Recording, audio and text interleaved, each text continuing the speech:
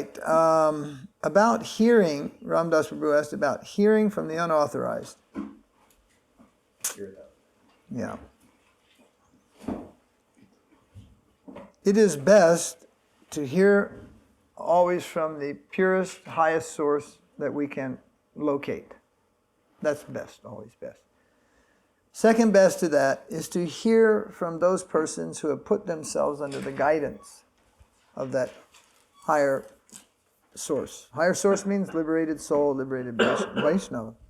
According to that, the parampara could come down several generations. You see, I've placed myself under Prabhupada's guidance. So, I would never say I was equal to Prabhupada, right? You would never think I was equal to Prabhupada. Well, my disciples, they place themselves under me. According to our philosophy, we can achieve the perfection of life by such method. Das, das, das, anudas. I am servant of him. My disciple is servant of me. In future, he may have disciple as servant of him. Das, das, das, anudas. However, each das ultimately concludes that the das in front of him is of that superior quality and does not relate to the relative defects that a god brother or god sister may see in him. This is the way of it all. It is your faith that tells you he is pure devotee of Krishna. Srila Prabhupada took snuff. Is that pure devotee of Krishna? Some people argue, no, it isn't. Prabhupada was a householder. He had 5 children. And at a time he left householder life. One daughter never ever married, was never ever able to even get married. What would you call that today? Irresponsible. So what is it that tells you your guru is pure? It's your faith. The relative comparison gets into a very gray area. If you say he came to America, some will say Vivekananda came first. If you say he had 10,000 disciples, you're wrong. He only had 4,000 and something. I have the list of every disciple. Someone will say, hey, you don't know? Sai Baba had 10,000 disciples. So you cannot, none of those things are final. They may indicate, but you know in your heart. It is revealed in your heart. Krishna reveals your guru to you. You follow? Whether you accept it or not, that's our philosophy. That's Gaudiya philosophy. Guru is relative, not absolute. He's absolute for the disciple. Bhishma saw Prabhupada as her brother. In fact, a couple times Prabhupada asked his servants to ask Bhishma to go away because Prabhupada was being a little disturbed, being looked at as a brother all the time there. Something was there. And he said once, yes, she sees me as her brother. And how does Srila Bhaktisiddhanta see him? As his disciple. And how does Bhakti Vinod Thakur see him? As his grand disciple. So there is this relative and absolute conception of the guru. Nonetheless, there is standard qualification of the guru. The guru must represent Krishna. The guru must be under the order of Krishna. This question has come up. I say to the GBC committee, the guru is an autocrat. And they'll say, but if the guru, gets out of stride, that can be a problem. So there should be a committee to check him. And then I said, well, the long and the short of the story is, if he needs to be checked, he shouldn't be a guru in the first place. So what we're talking about is having people become guru who are actually not fit to become guru, and then having a committee in line to see that they stay in line. Well, when this came up 24 years ago to Srila Sridhar Maharaj, then he suggested have a committee of gurus to look over the other gurus, to check over them. Because how will the non-guru regulate the guru? Even if he's a sannyasi. It's another world of experience. It's another world of service. How will the person in charge of the garden come and regulate the temperature of the ghee for cooking the puris? No, another cook should come and say, this is not the right temperature, you see. At least the human nature will say, look, if it's your service, I'll take your advice. But if you don't even know about this realm of service, then I'd rather hear from somebody in that realm of service. And then there's a better chance of some regulation. But really the line is, did Prabhupada need to be regulated? No. Well, just remove the word Prabhupada and replace it with Guru. Did your Guru need to be regulated? No. Does a Guru need to be regulated? No, he doesn't. What is a Guru? The representative of Krishna. Prabhupada said there is no such thing as a bogus Guru. The two words don't go in the same sentence. It is or it isn't. And as it is, well, maybe there are many gentlemen and even ladies present today who actually should not be in that position. So, anyway, to try to stick closer to the question, we should hear in a disciplic succession. We should hear from the pure source. But what happens is, even sometimes when hearing from the pure source, we don't drink that very deep. Therefore, we don't get deeply nourished. There were many people who heard from Srila Prabhupada and fell asleep while they did it. There were many people who didn't shed a simple tear from their eye when he left this world. There were others who cried for weeks on end, 24 hours a day. I talked to some devotees once. They were perplexed. They didn't know what to do because they'd read one should cry at the disappearance of their guru, and they didn't feel a thing. They did not feel. They were just honest. They said, I didn't feel anything. I just went out on Sankirtan.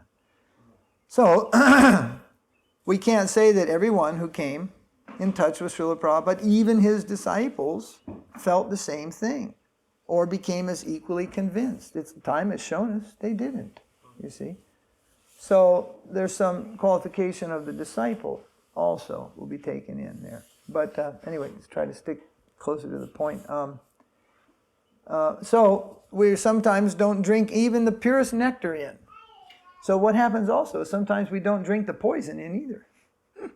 That means sometimes devotees will go record a kirtan, and it is a sahajiya kirtan, or an enjoyer's Hindu kirtan, and it sounds real good, and it's good background music in the home and everything like that, and it doesn't really pollute them.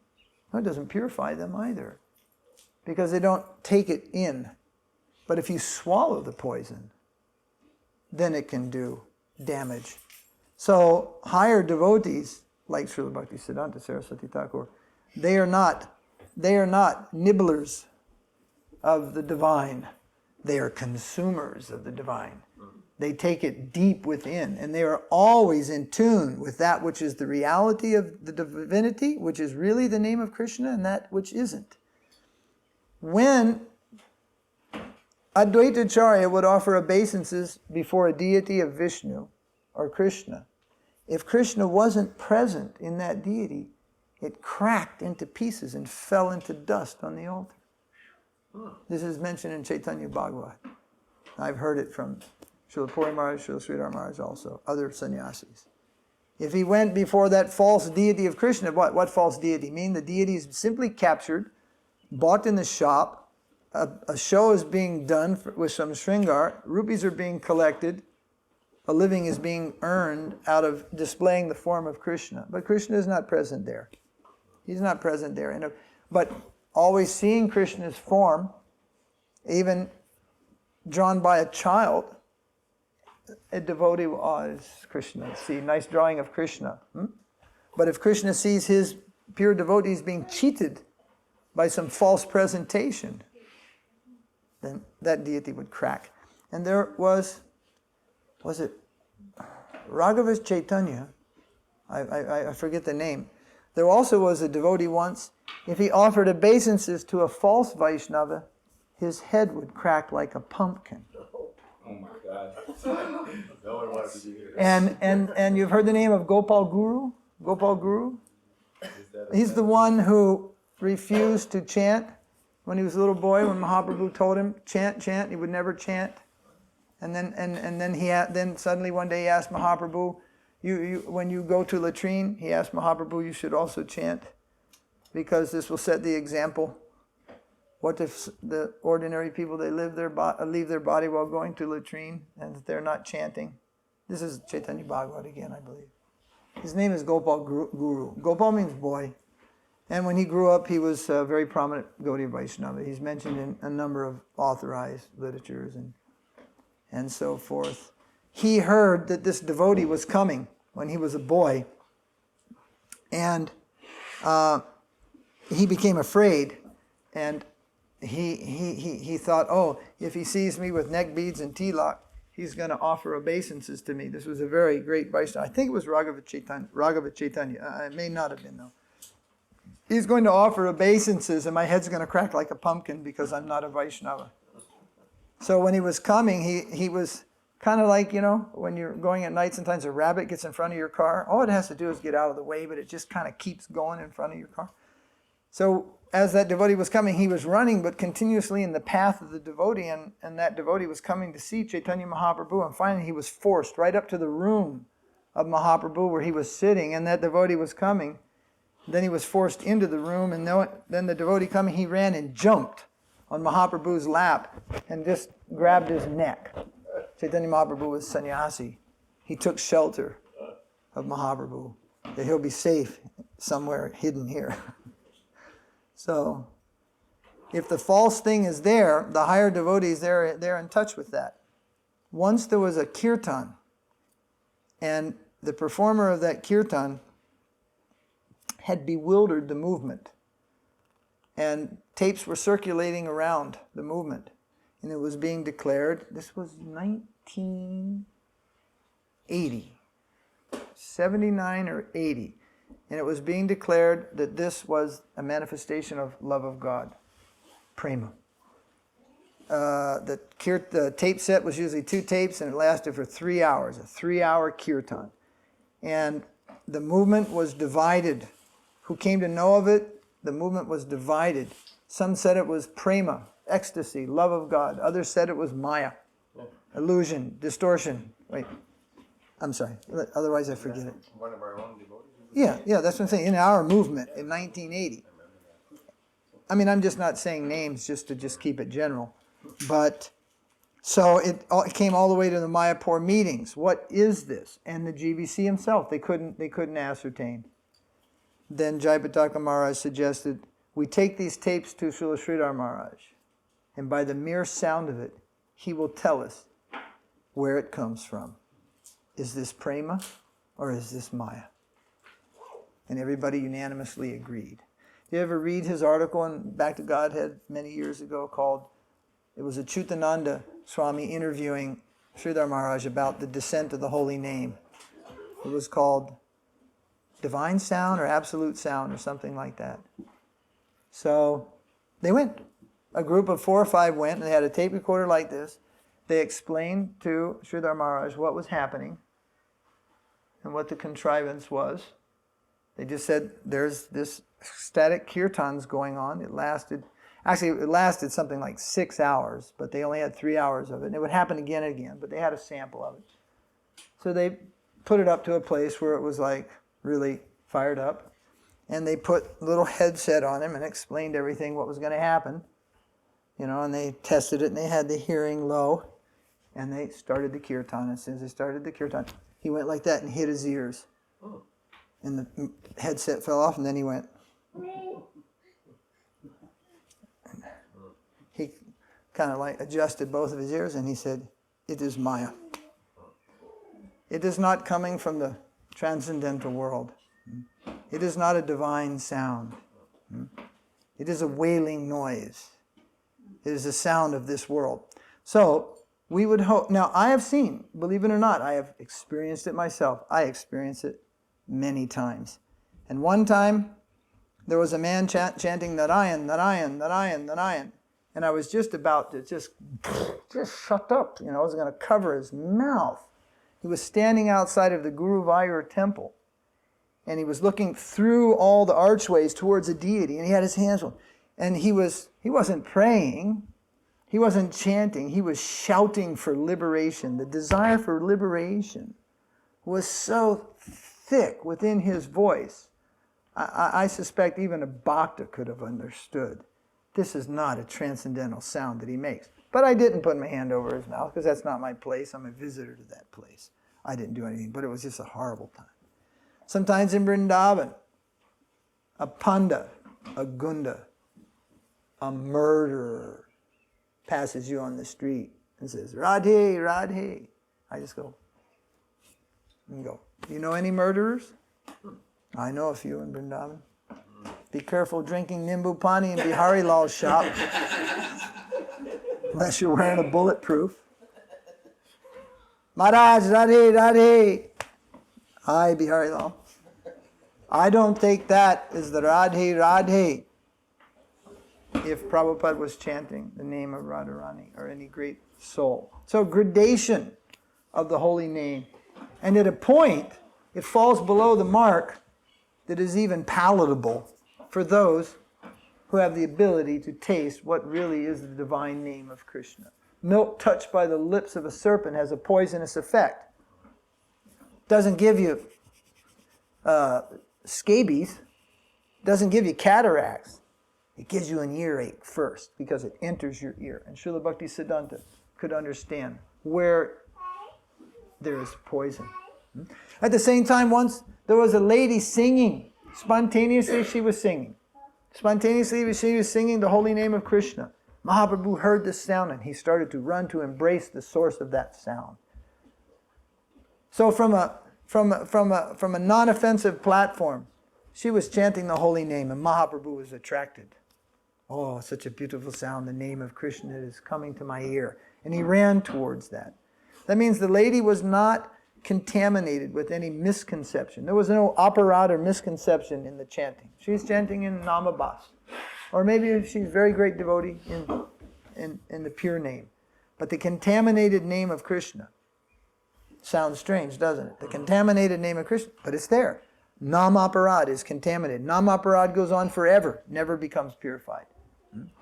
Giving up nāma-aparādha, ceasing all offenses, one begins nāma-bhas, offenseless chanting. Offenseless chanting can produce liberation, freedom from sin. So much fired up can come from that. But yet that is not prema. Prema only comes, love only comes from sudhanam. Sudhanam. So those who are addicted to sudhanam, they really don't like any other sound in their ear. They don't care for any other sound in their ear except the pure holy name of Krishna. So detecting that group, Nitai Gaur Radhe Sham, they consider Nityananda Prabhu to be Radharani. And all their chanting is mixed with this misconception. And so he found it intolerable. I don't want to hear even a word of it. He wrote, Radhakund is the most glorious place of service, the most holy place on this earth, but it is polluted by 11 men who reside there and vibrate apasiddhanta and things like that. So we should try to hear. If we are serious to advance, we should try to hear from a pure source of the holy name. Then we have to, what is a pure source? We have to try and search what is that. I have a great facility, for example. No one is sitting over me externally. Actually, I'm never independent. Someone is guiding me always. I put myself under the guidance of Prabhupada when he was here. And when he left, I never pulled away. I stayed there. It's under his guidance.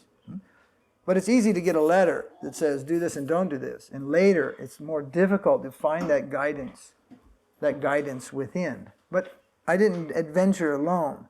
I tried to keep the company of God brothers and God sisters who are that I could believe in and that I could expect to get some good guidance from. So that is there, and really,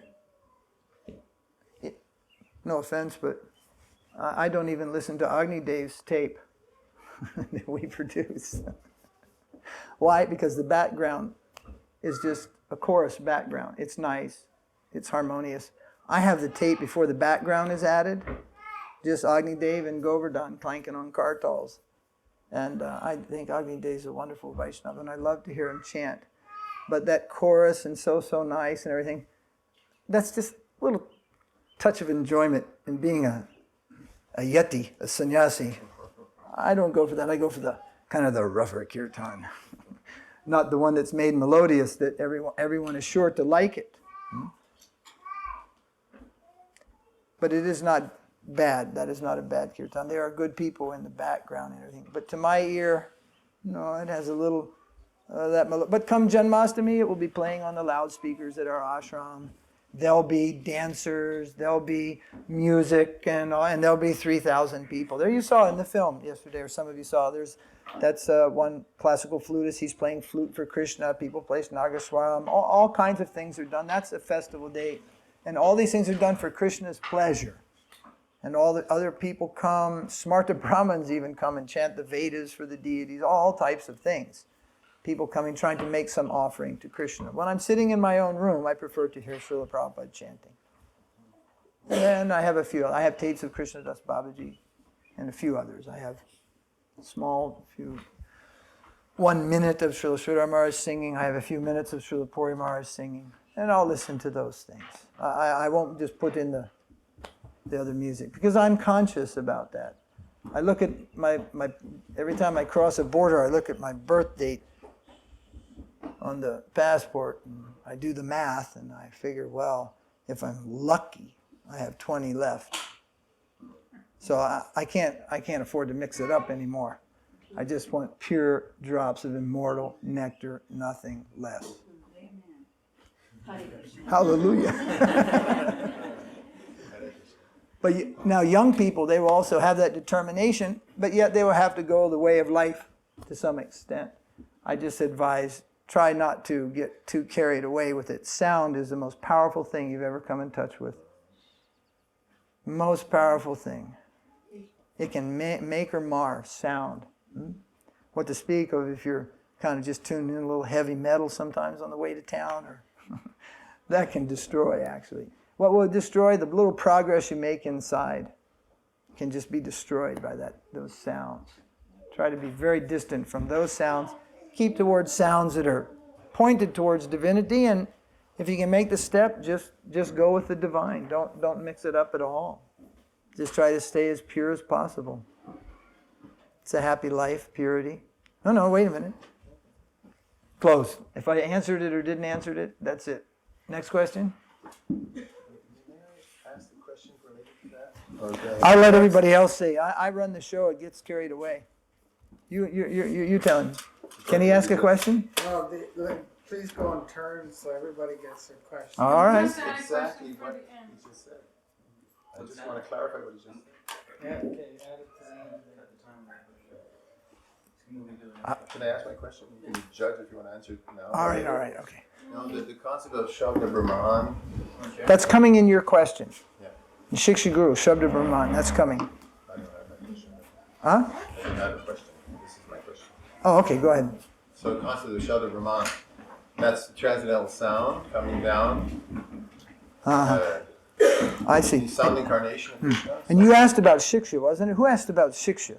Who asked about the Shiksha? I did. You didn't ask about Shiksha. You asked something about Shiksha, you asked about Shiksha, and you asked about, and Sabda Brahman. That's all in one answer. 4 questions. Okay, so I'll get to that one. Okay? Then who is next? I had asked about devotees recently who went to Senior Maharaj talked about their mantra getting refreshed. And I wrote to you because I was thinking you would say, oh no, that's completely unmodified. But you Okay. actually.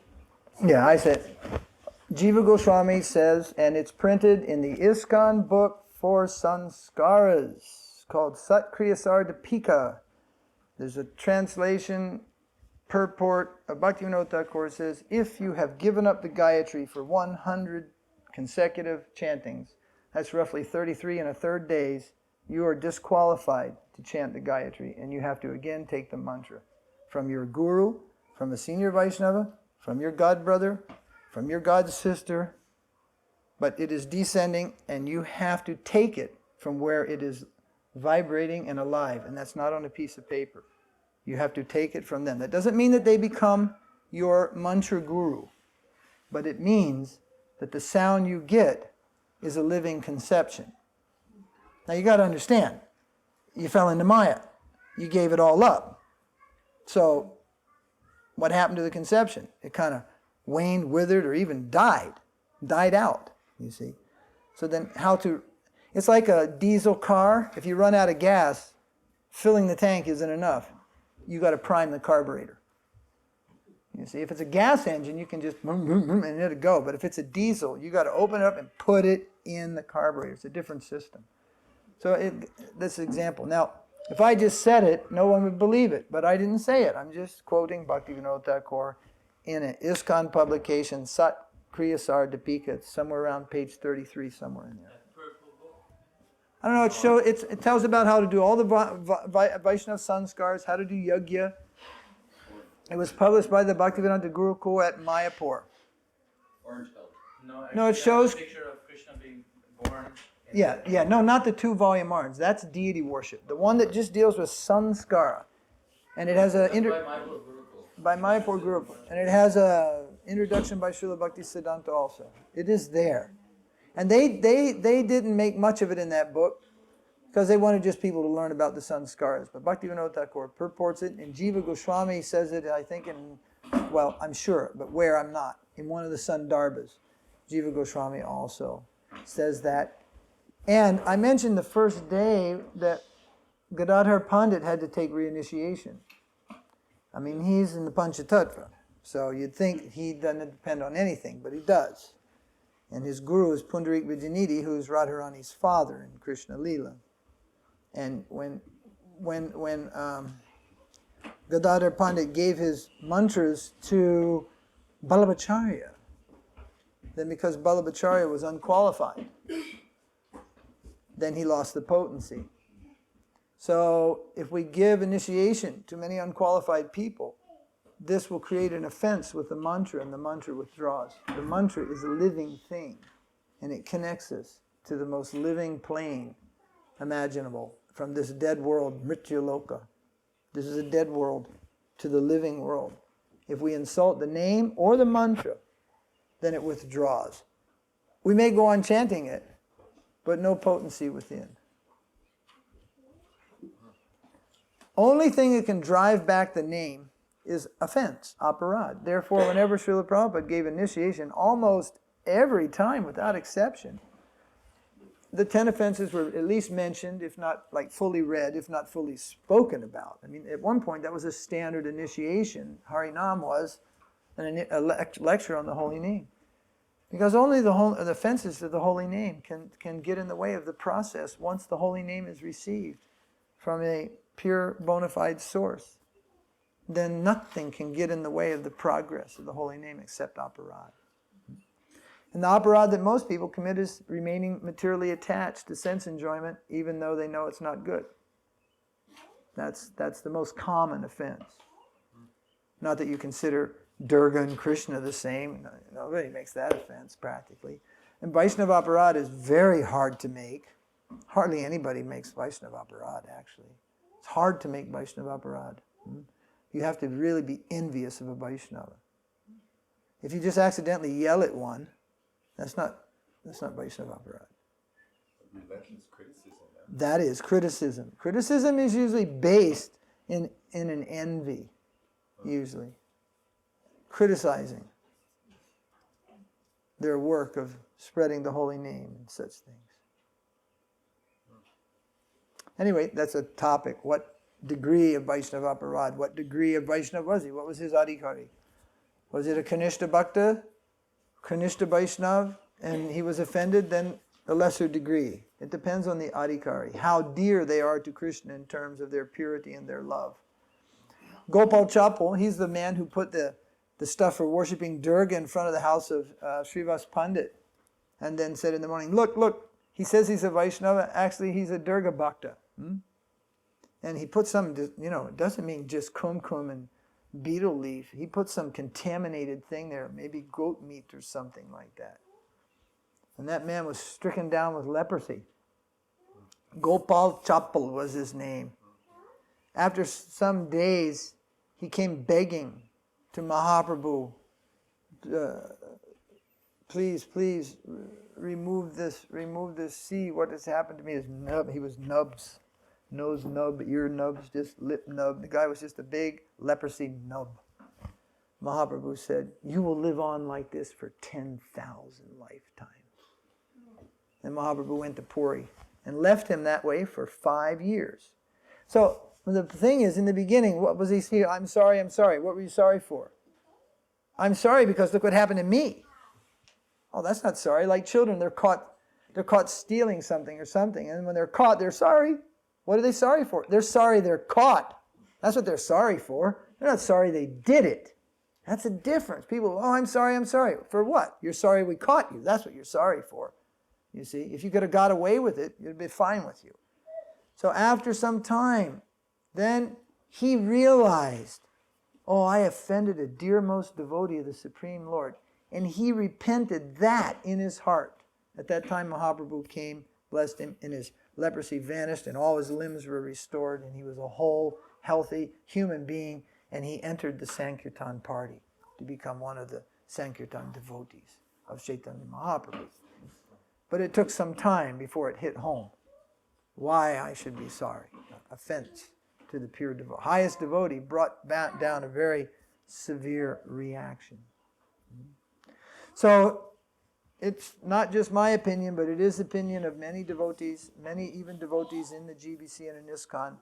Vaiṣṇava aparādha is what has created most of the problems in ISKCON, in the devotional world, since the disappearance of Srila Prabhupada.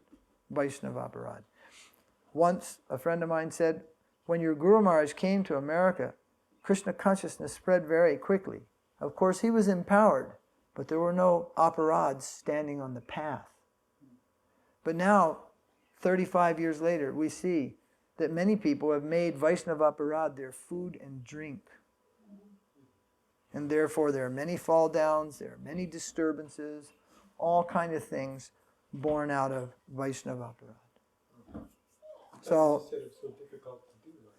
yes, but we've managed the impossible. We have managed the impossible. In 1987, the GBC, obviously it was at my humble request that led to me being a free agent. I suggested an apology to Srila Sridhar Maharaj. A group was sent, I think maybe 15 GBC members went, and they came to see Srila Sridhar Maharaj, and they said that they wanted to apologize for their Vaiṣṇava aparādha. And Srila Sridhar Maharaj, with all earnestness, sat forward and said, you have offended a Vaishnava? Who? And they said, you. And he said, I am not a Vaishnava. And they were lucky. But there's a saying, where is that written? Again, I guess it's Caitanya Bhagwat. That a Vaishnava never takes offense. He never registers any offense to himself. But the dust on his feet records the offense. And therefore, one must take the dust of the foot of the person he has offended, then free from the offense. This is the mood of the Vaishnavas. The Vaishnava himself doesn't take offense. So that's one good thing. It's hard. It's hard to make an offense. But if we're persistent, the dust will register that. The particles of dust at the foot of a Vaishnava will register that offense. And only then, if we take that dust on our head, will we be free. Does Krishna register? Krishna registers. It's a poetic way of saying it. You know, the Vaishnavas are poetic. I don't know if the dust has a Mac laptop to register all these offenses on it. I doubt it, but it means it is there, and only by the most submissive surrender can then we be free from that. Yes, I'm seeing. Sorry. When the people responsible for the society makes a Vaiṣṇava aparādha, so is that all the members of the society reap the responsibility? Well, we have seen what's called institutional aparādha. It's a topic of discussion I'm having next week also. Institutionalizing or aparādha. You'd be surprised how many people bear forth a mentality about other Vaishnavas. The people that inaugurated that mentality haven't been seen in the last 10 years or 15 years anywhere near devotional service, but we're still bearing on our back the mentality that was given to us, you see.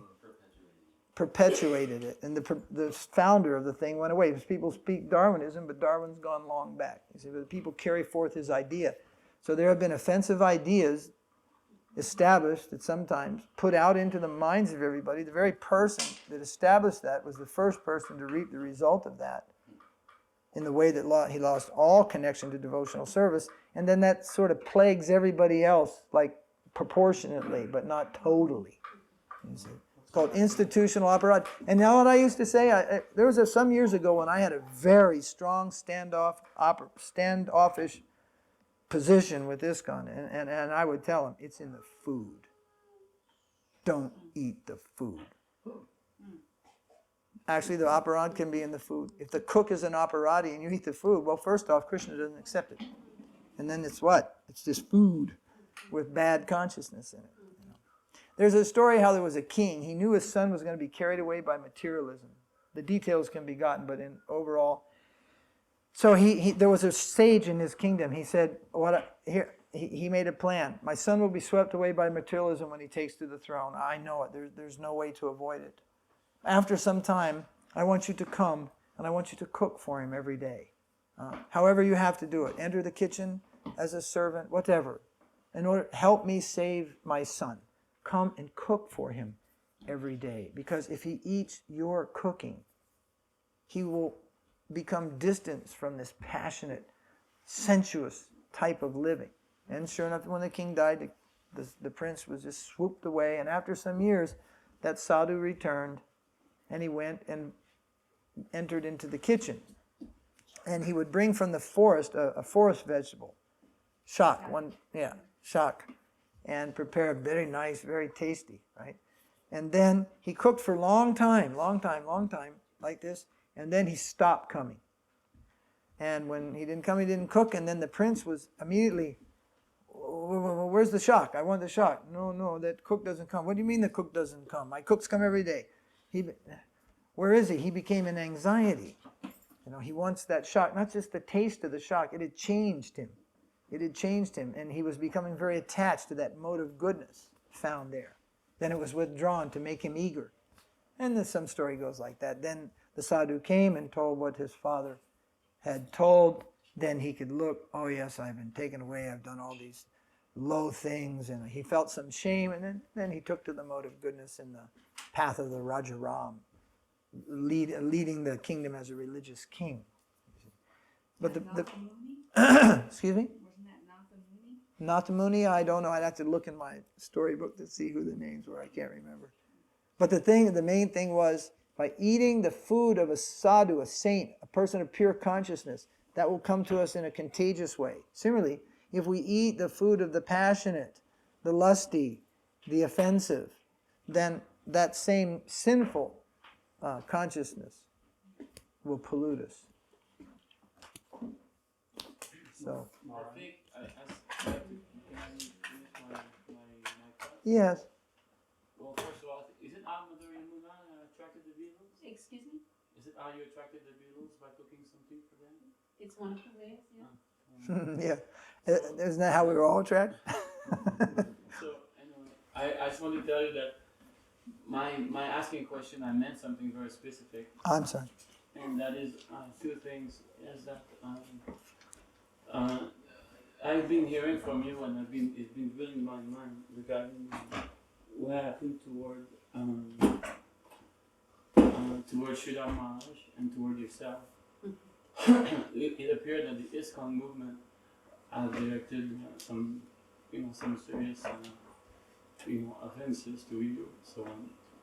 No, not offenses to me, but there were offenses to senior Vaishnavas, for sure.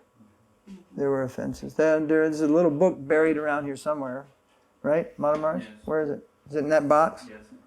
There's the box full of books, and these are free. Anyone can take them. It's called Our Affectionate Guardians. Want to pull one out of the box? There's a box right there on the FedEx. Compliments of FedEx. We had them sent from India because that's where we have them. And this is a chronological reference to what happened in that particular regard.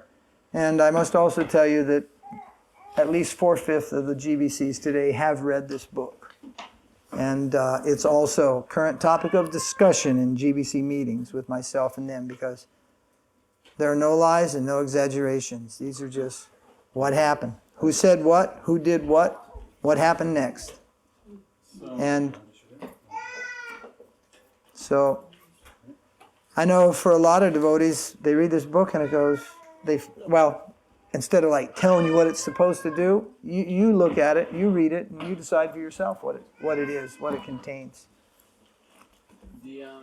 What I was trying to say is that I have one doubt, personally. Only one. Well, that's good. I have one doubt regarding nothing. Many doubts regarding many things.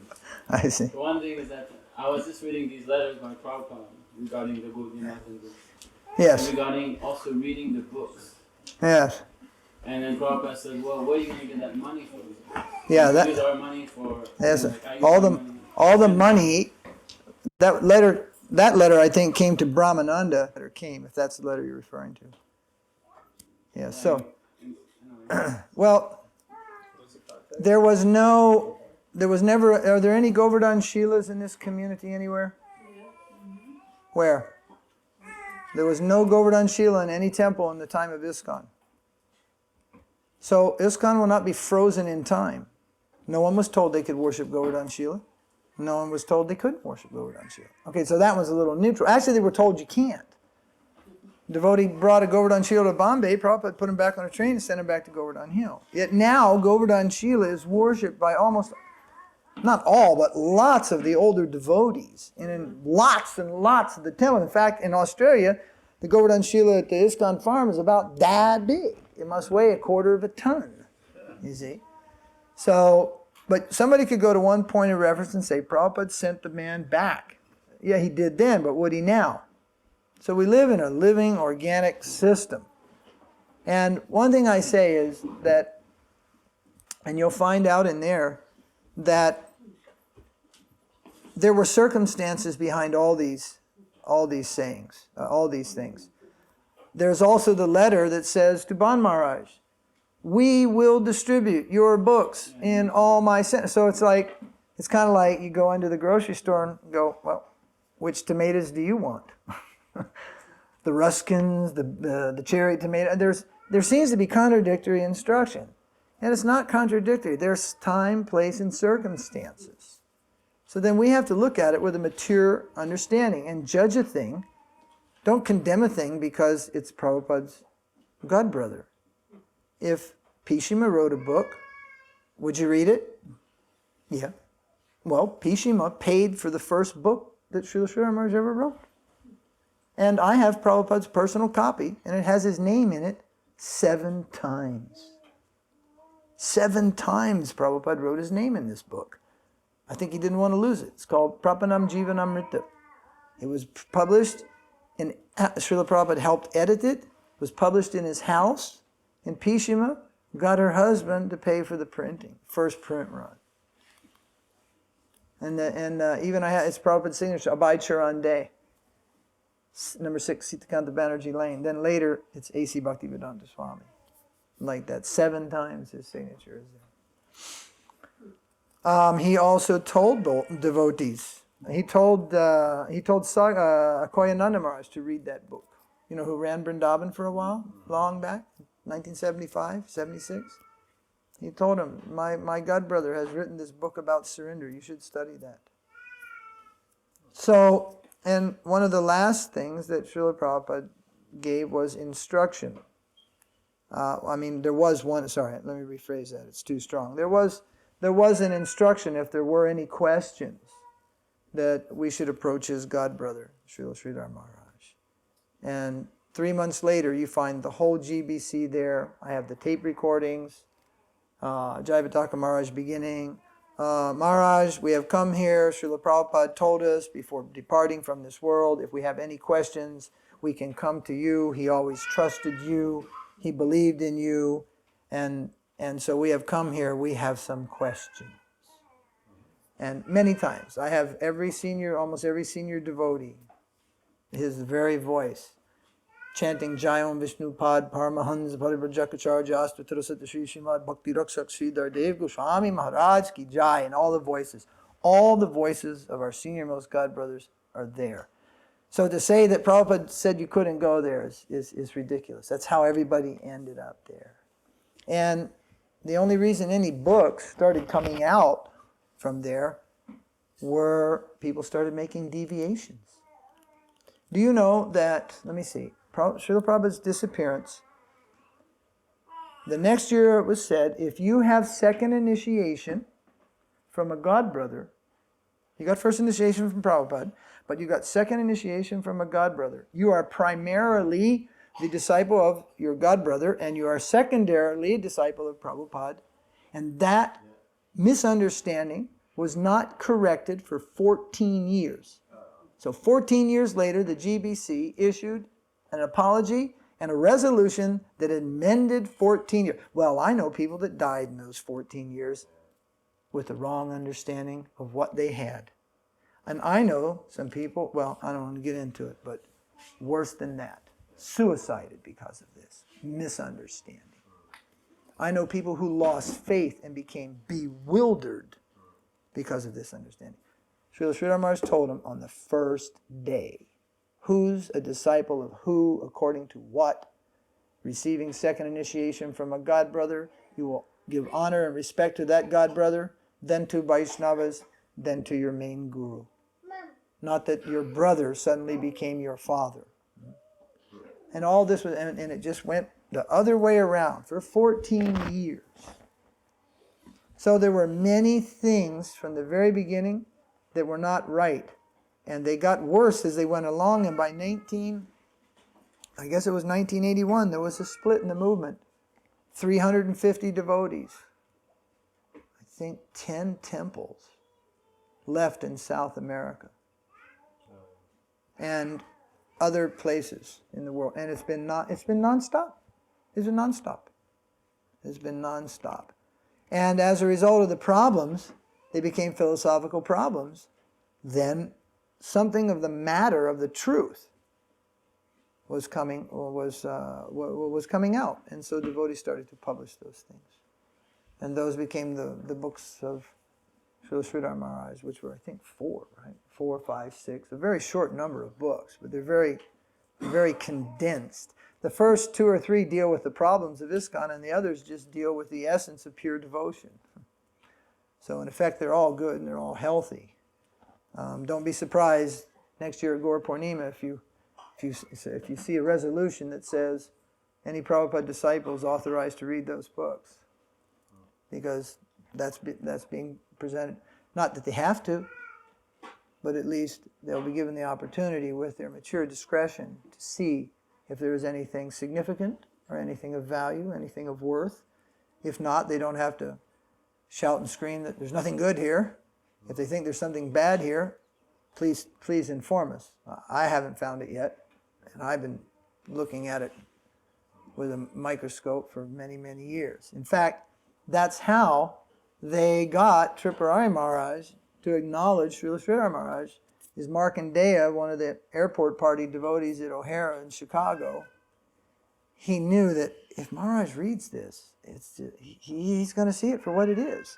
But he knew he's never going to read Sridhar Maharaj's books. He's dyed-in-the-wool Prabhupada man as they come. He's the incarnation of book distribution. Signed letter, Prabhupada.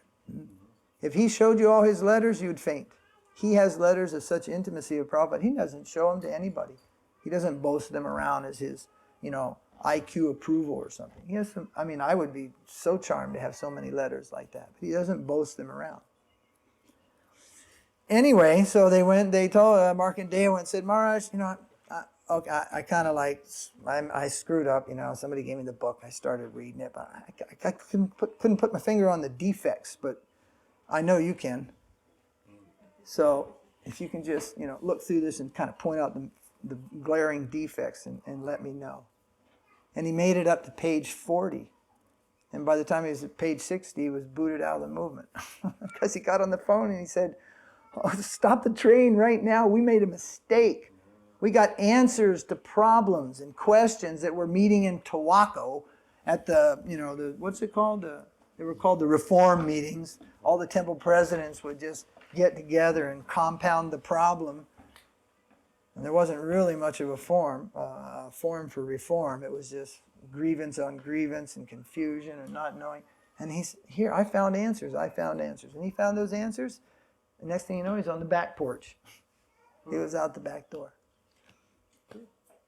He just took it as a blessing. And I thought, gee, if he hadn't joined Gaudiya Math, I'd have gone with him. Because I was pretty toasted, I thought, well, he joined Gaudiya Math, that's terrible. So I was all in the inside, like a little bit of smoke, and you can't see clear through the windows or something, And then a few months later, I realized that wasn't true. He didn't join the Gaudiya Math. In fact, Srila Sridhar Maharaj is not the Gaudiya Math. He wasn't the Gaudiya Math anyway. He's Chaitanya SARASVATA Math. He's not the Gaudiya Math. He left the Gaudiya Math and started his own organization. I've made so many, I got enough hands, okay?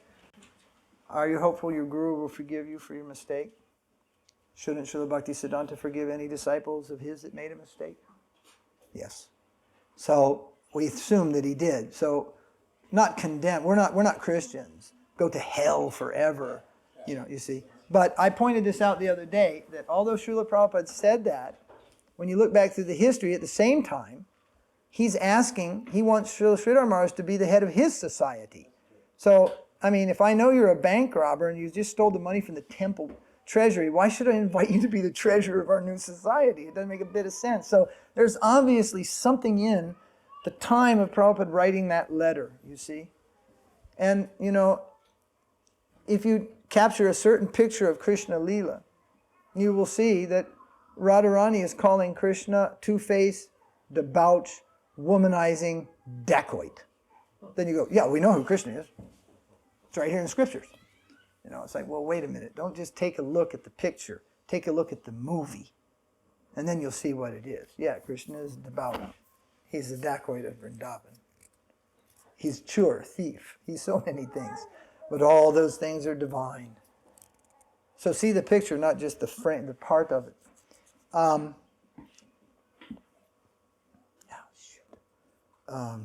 forgot it again. He said, oh yes. Just before Srila Prabhupada began his pastimes of disappearance, which began at Mayapur, they actually began from the Vyasasan for most of us. He sat on the Vyasasan one morning and suddenly his mood changed. He seemed to be all right, just going and sitting on the Vyasasan. And on the Vyasasan, his mood changed. And from there till November 14th, his pastimes of withdrawal. However, 2 weeks or 10 days before, he went to see Srila Sridhar Maharaj. And we have the tape recording of that. And he goes there and he tells Srila Sridhar Maharaj, there's devotees with him, and there's tape recording of this. Maharaj, I will not stay much longer in this world. They will need your help. I want you to come to Mayapur. And it is said there that Prabhupada would be leaving the world. And the tape, you have to listen to the whole. Actually, you can read it. It's in this book, in short. Someday, you can maybe hear the whole thing. If they improve the internet, we're going to put these things up available for anybody to hear. So he went there, he saw Srila Sridhar Maharaj. He more or less told he would not be much longer in this world. And he wanted him to help his movement. Then in October, late October, just before his departure, he told that if you have any questions, you may approach my godbrother. It was Tamal Krishna Maharaj who asked, is there anywhere we can go for help, inquiries? At that time, I think there were 4 people there. Only 2 I know for sure who were in the room. But the fact that he said it is documented by people repeating it 3 months later, over and over again in documents. Giriraj Maharaj has written it in letters. Satsvarup Maharaj has documented it in several letters and on tape. Jayapataka Maharaj has documented it right in front of Srila Sridhar Maharaj. There was no tape that recorded Prabhupada saying that. There was only those who heard it and those who repeated it afterwards. That's how we know it. And my good friend Triparai Maharaj was massaging Prabhupada's feet when he said that. Now, if you go to the plane of the Mahabharata and you study Mahabharata spiritual culture, then any good Hindu will tell you, the Guru speaks an instruction, whoever's sitting at his feet is the first recipient of that instruction, not who's standing in his head. So actually, who was standing at his head rejected that. Who was sitting at his feet is still living that out. You see?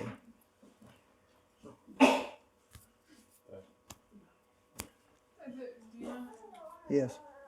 There's a series of questions. Okay. Could you you elaborate on the offensive institutional ideas that are still... Which ones there are? Could you... Okay, let's go. We're getting off on, other people had questions and then, okay, but just remember, hold the questions. Okay, next question. Did I answer that to some extent, at least before we got sidetracked? Right? Okay, next question. Dialogue is actually interesting. Okay. I find. Okay. Yeah, it is. Whatever you like. I'm cooperative until Sunday, and then I'm gone. This question just kind of finishes that discussion. Okay. Say something else, it'll keep it going. Oh, yeah, that's about. What would be the institutionalized offenses? Well, I could. I did this. If you could read my letter, it would have been a lot better. But I wrote when we were kind of warming up with the GBC committee. I said, well, let me put it this way. Some people appreciate me, some don't. The ones that don't speak so ill about me. I have 3 death threat letters, death threat phone calls, and these are current. These are current, like within the last 5 years. And I thought we gave up this stupid game playing of going around bumping people off because we don't like the way they look. So, your gang could get carried away and I could get hurt. So could you knock it off? That's my message. Tone it down. Find another way to keep your people away from me. Don't just tell them I left Prabhupada and I'm the enemy of ISKCON. Or I'm going to lose control of some of my people. Also, and then what are we going to end up having? Kurukshetra war or something. So that's one thing. We have to stop speaking illy, outrageous statements. I have never, ever, there's not a god brother or a god sister unless they have clearly, and their names, left Srila Prabhupada many, many, many years ago, 30 years ago even, and such. I said, yes, they have no love for him. But I can't bring myself to say that about any other person. There are some people, they left Prabhupada, they went to the Sajjas in his time, the Haranyagarbha and others, they went away. I say they have no love for Prabhupada, like that.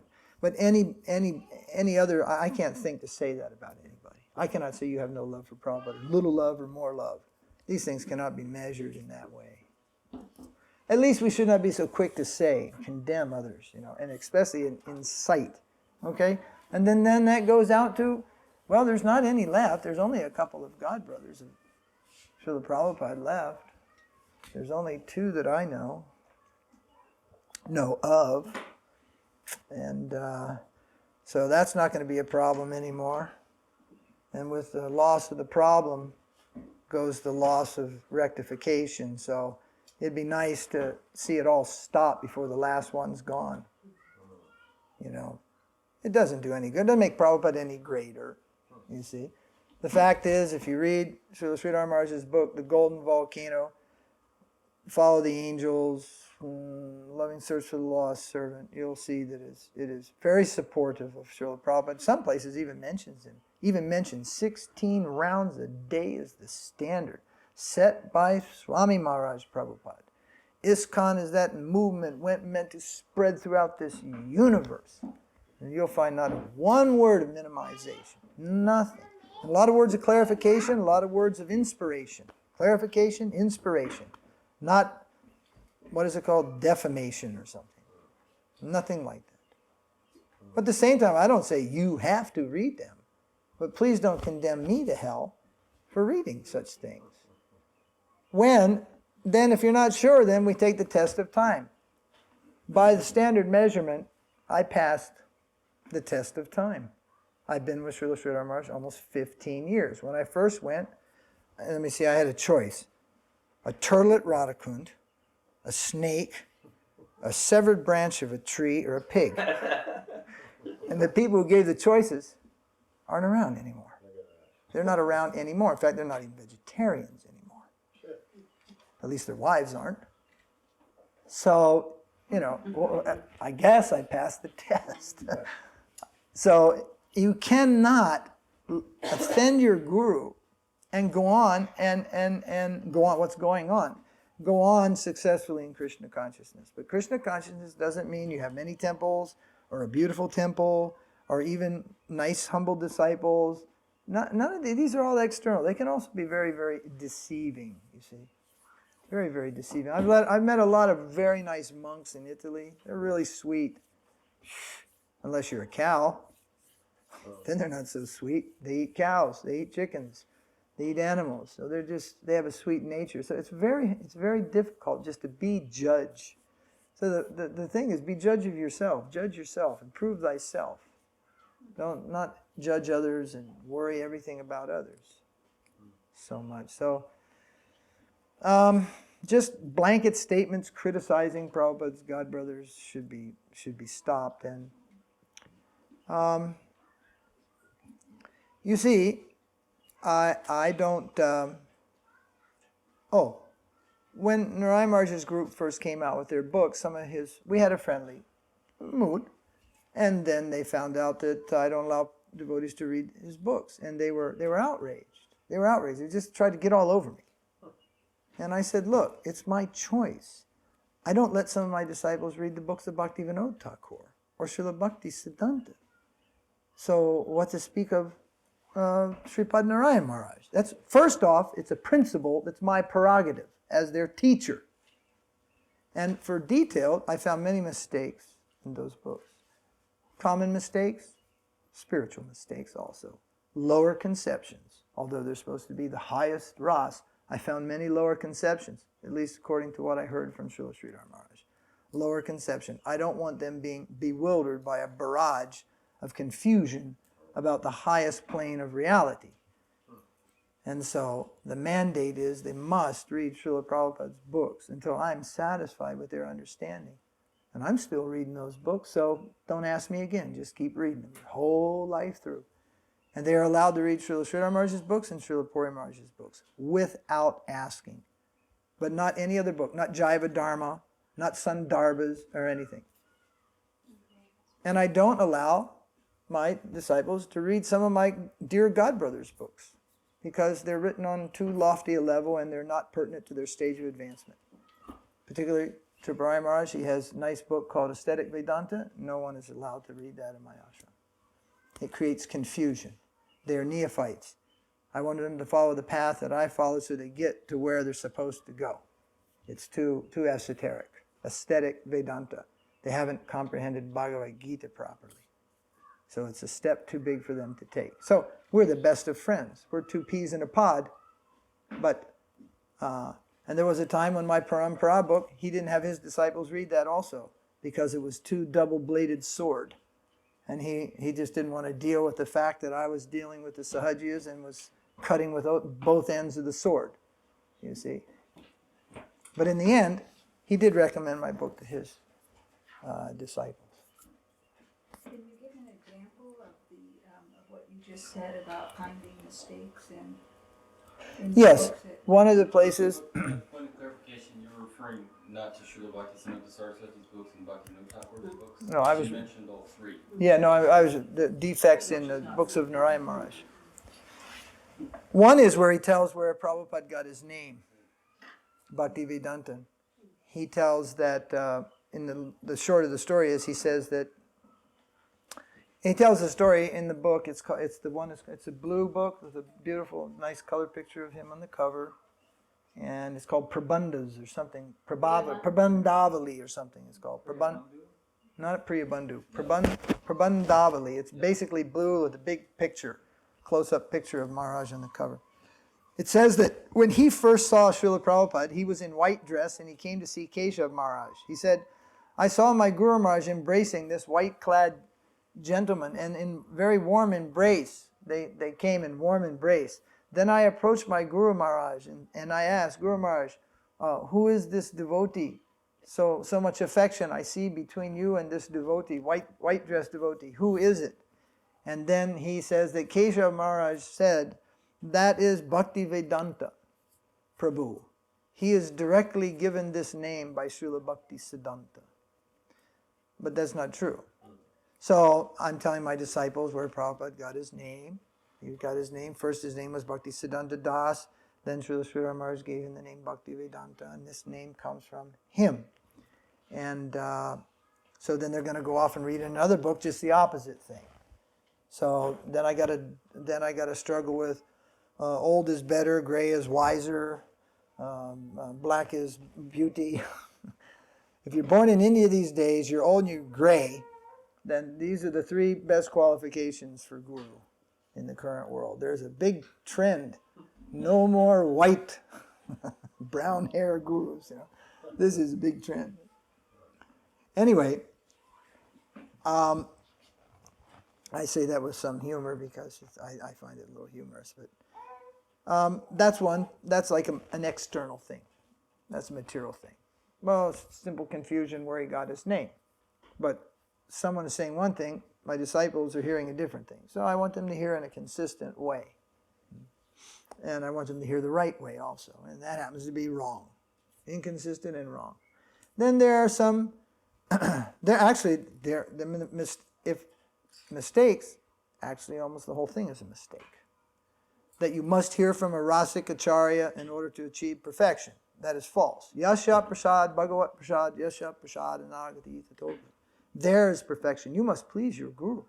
And all perfection will come through pleasing your guru. If he's pleased that you go out there and chop wood to your last breath, and he is pleased by that, you will get perfection. If he wants you to be a pujari, a cook in a pujari, sell books, sell books, be a pujari, and chop the wood. You'll start praying for 4 ends. He wants you to do so many things. Just do it. Just try your very best. And that is perfection. If he wants you to be a scholar and learn Sanskrit, do that. And that you'll find in the writings of all the acharyas for all time, from Vyas down to the current day. This is just a confusion. You must hear from the Rasika Acharya. Leela, before you can hear, you will gain perfection. Well, then after I said that, then I go and say, well, it's actually true. And you know what's true about it? In the highest plane of love, we need to come in touch with the most intimate plane of Krishna's Leela. And at that time, Krishna will send someone to help us into that last stage of wonder in eternity. I'm not talking about Bhakta Bill. I'm not talking about the 8-year-old children. I'm not talking about devotees on their 3rd marriage, sannyasis who are just coming back from a 10-year fling. I'm not talking about any of that. I'm talking about you are established in prema bhakti. There may come the necessity to hear the pastimes of Krishna from the lips of a very senior Vaiṣṇava. Mahaprabhu only heard the pastimes of Krishna from Swarup Damodar, Ramananda Roy, Gadadhar Pandit, and a few select others. He did not hear, in his love-sick mood, the pastimes of Krishna from the guy on the street, or the bhakta, or any pure devotee. So there is some truth in what they say, but it's inapplicable to everybody. It's only applied in very elevated circumstances. Do you understand? Once I was in a room with Srila Puri Maharaj, and he entered into a mode of ecstasy, and we were dumb. No one could say a thing. No one could utter a word. And if there were more senior Vaishnavas there, they could have uttered some slok in an appropriate mood to his mood. Rather, we were all left dumb. So yes, he would have liked to have heard from a rasic devotee something of that deep mood of love and separation from Mahaprabhu, Krishna, and from his guru at that moment. But we were left dumb and speechless. You see. So at that stage, yes, you must hear. Because the lower devotee, he cannot nurture your mood. Understand? But what I said first, that's the more important thing.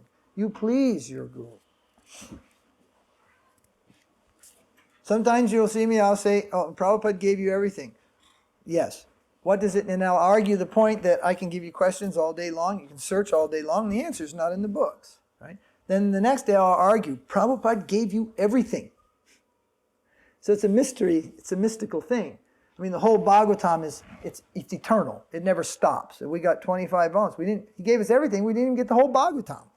We only got up to the 10th canto, up to a particular pastime.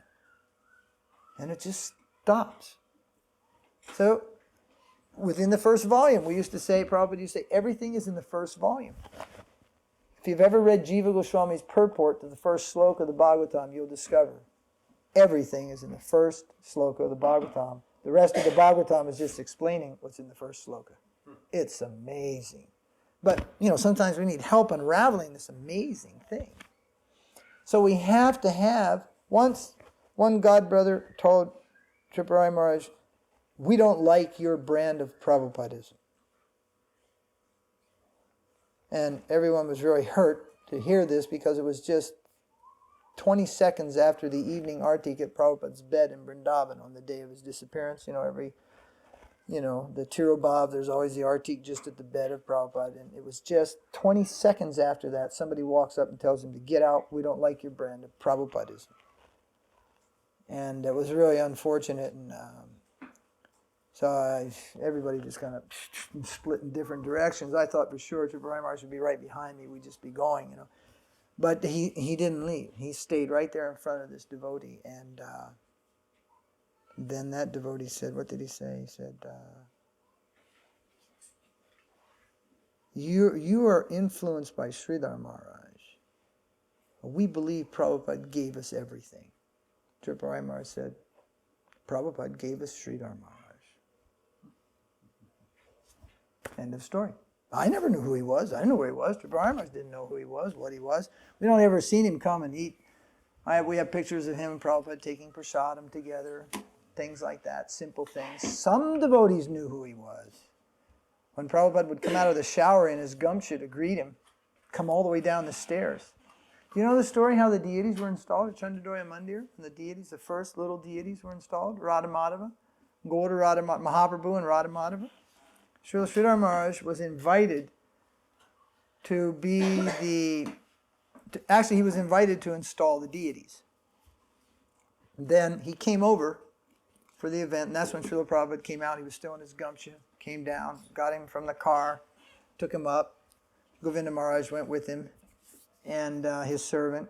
They went to Prabhupada's room, sat down. Prabhupada finished his bath. They sat, they talked, he put on tilak. They brought Srila Sridhar Maharaj some refreshment, some fruit, and some water, and some things like that. Prabhupada went downstairs and was down there for 3 hours. He was down there for 3 hours, and he installed the deities, did the whole program, and came back upstairs after the kirtan, the whole thing, the whole installation of Radha Madhava, the small ones, at Mayapur. So Govinda Maharaj had been staying in the room with his guru and also coming out on the veranda and back and forth and up and down and going down and seeing the whole thing's going on, going back up.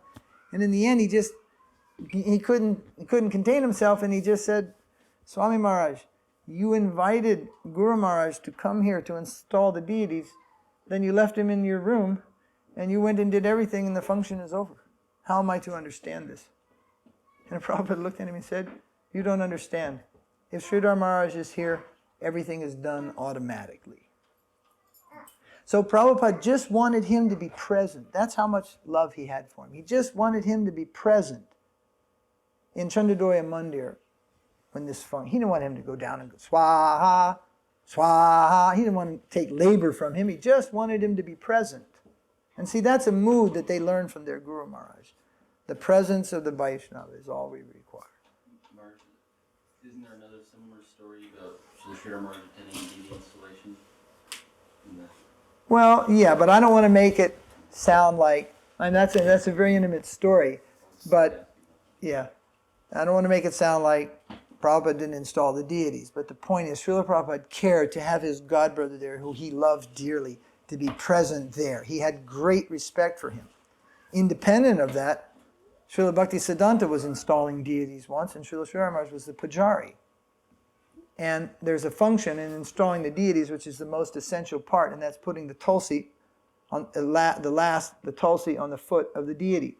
So Srila Sridhar Maharaj had misunderstood the instruction, and he had entered behind the curtains, and they didn't have curtains then, behind the deity door, and he had put the tulsi leaf on the deity. And Srila Bhaktisiddhanta entered, he saw the tulsi leaf, and he came back out and told the deities are already installed. Now you find the opposite of that when Parikshit's wife in Dallas, Prabhupada saw the deities before the official installation, then she repainted them. And Prabhupada was... Nanda Kishore's wife, Janava. Yeah, is that who it was? Yeah. And Prabhupada was very angry. Once I have seen the deity, it is installed. Why you have painted? He was very, very upset. Then my husband told me, who is your guru, your husband or me? So So there is, yeah, I mean, that's a different thing, but why are we on that point installing the deities?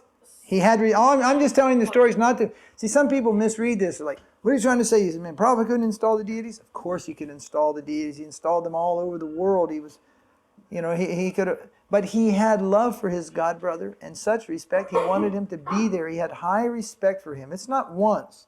And when you go through and you pull, okay, here's a letter of high respect for Srila Sridhar Maharaj. There are nearly 10 letters to Srila Sridhar Maharaj in the folio.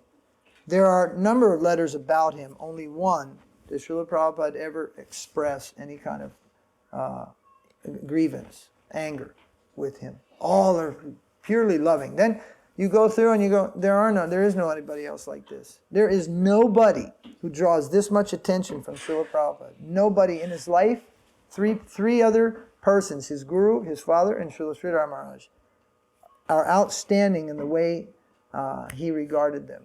Special regard, special respect, special affection. It's a confirmed fact. So, at least we should carry the dignity and respect those that our guru respected. But this we failed at. We failed to carry that dignity. Not that every single one of you is responsible, but the leaders of our movement at that time failed to carry the dignity and took it in an opposite way. And actually, when this discussion was going on, I was asked, but didn't we make an apology in 1987? I said, yeah, we made an apology in 1987. But you went back to Mayapur and you didn't tell anybody. You didn't tell anybody that all this nonsense was nonsense. And it kept going on. It's still going on to today. Still going on in some temples. All of a sudden some bhakta just squawks up, and spoils his spiritual life by squawking out some offense to someone who was very dear to Srila Prabhupada, who is dear to Srila Bhaktisiddhanta, whose own ground is that of pure devotion. And who is there in that world, not in this world, where mistakes have been made or were made. He's there in another world. So,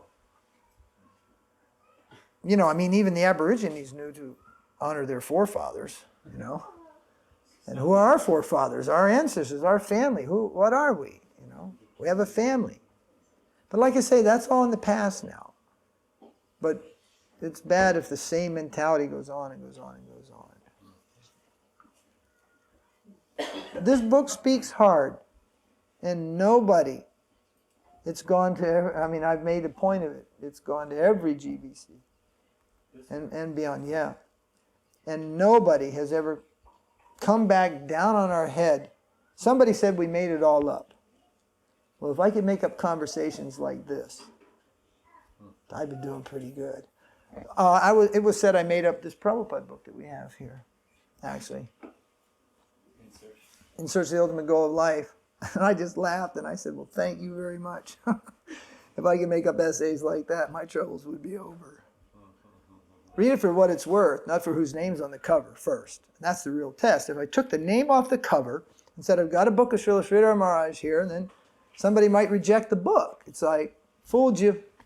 You see what it is, and then reject it. It's like, in the old cowboy days, if water was poison, they tasted it first, not swallowed it. So one thing was just taste it. It's not. What's that other? There's one poison no one knows the taste of, because as soon as you taste it, you're gone. Strychnine. It's not. Yeah. But you really think that you're that vulnerable that after a life of Prabhupada, and someone might, like Prabhu said the other day, and many people said that I don't feel the inspiration. I'm not saying you have to read this book or you're going to hell. And I'm just saying that many devotees are inspired by this, and it does not create an opposite. Well, it should not. Anyway.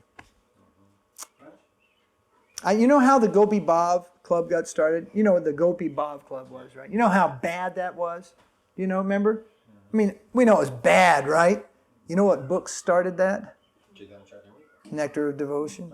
Prabhupada's book started that. So it's like, there ain't no easy way out, and there's no easy way in. You're trying for the ultimate goal of all existence.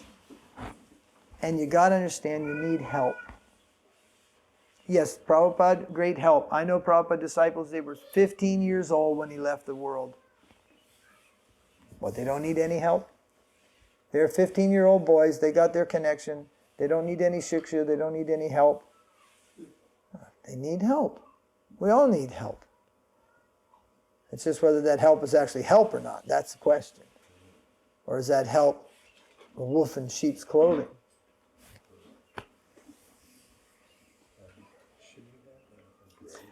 There were many, anyway, there were many more. There were many little things, spiritual deviations dealing with Ras, dealing with Tattva, dealing with stories about the Goswamis and things like that. They were not the proper conclusion. Then there's some books, like if you want to arm yourselves, and then you got to read Bhakti Tattva Vivek, published by Narasingha Mahārāja. It's Bhaktivinoda Thakur's book. You got to read it to arm yourself in a conversation with them. It's a great book by Bhaktivinoda Thakur. They translated it. There's another one called, another good one to read is Madurai Kadambini. Who wrote Madurai Kadambini? Vaiṣṇava. I think that one's done by Pundarik or someone in ISKCON. Excellent. Because they really get you on these things. Nityagana Sarup. Yeah, also Sarva Bhavana and some things, because they are carrying the conversation into a plane where you are unfamiliar. They've packaged, look, a whole new vocabulary also. Vocabulary throws us off base. It's a lot of, everything's a new word. It's a new word, and it's a spin. Like it's a curveball. We'll get the manual and check out the word. Get up to speed on the level which they're carrying this at. And you'll see that it's good instruction, and you'll see, but you'll have some you'll be challenged, about the Bhakti Abbas, Bhakti Abbas, when the Prabhupada say Bhakti Abbas, you're buzzing around on Bhakti Abbas. Prabhupada didn't use the word Bhakti Abbas, you see. So then you're caught off guard. If you read these books, and these Bhakti Abbas and Bhakti, all these different things are there. They're all there, short, small little books, but it helps you get an acquaintance with what they're doing, their plane of argument. My father about the formalities of Shiksha Guru, but you mentioned about the refreshment of the mantras, so I don't know if you want to go further. The other questions on Shiksha Guru was, I didn't quite know how to paraphrase Yamunaji's question about approaching the Shiksha Guru, and can I take us back to Godhead? I don't know, maybe you can clarify. And then also the Partha Prabhu's difference between Shiksha and Guru. Guru hopping. So those are the four on Shiksha Guru. Well, on the principle of Guru Tattva, one should only have one Diksha Guru. One may have many Shiksha Gurus. That's verbatim, right out of Srila Prabhupada's own typewriter in Chaitanya Charitamrita. That is the principle in Guru Tattva. Guru Tattva. One must have a Diksha Guru. One should not have, one should not have more than one Diksha Guru. But one may have many Shiksha Gurus. So with that principle, we then have to search sincerely. The Bhakti leader gives Shiksha. He may be Shiksha Guru. But generally, we don't take as Guru, but we take as Shiksha. So we make our own kind of word separations. We take some good advice, some training, and we should respect wherever that comes from. We should respect wherever that comes from. The advice was given to Dhruva from his mother, so he accepted his mother as Guru.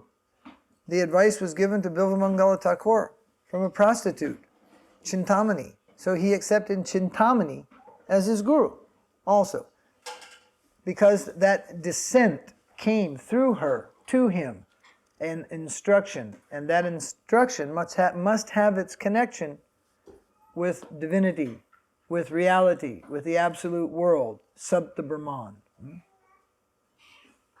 So where we find that coming out, then we may feel that that is our Shiksha Guru.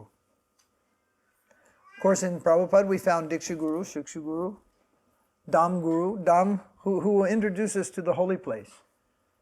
Sannyas Guru. I got my sannyas from Srila Prabhupada. Sannyas Guru, Mantra Guru, Diksha Guru, Dham Guru. Let me see. Vartmana Pradarshika Guru, I first heard from a disciple of Prabhupada. Many types of gurus. Once Srila Sridhar Maharaj was asked, which guru is most important? He replied, the one that helps you the most is most important. The one who helps you the most.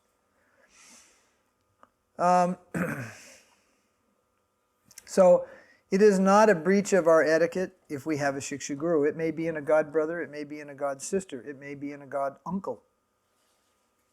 But it should be within the parampara that we belong to.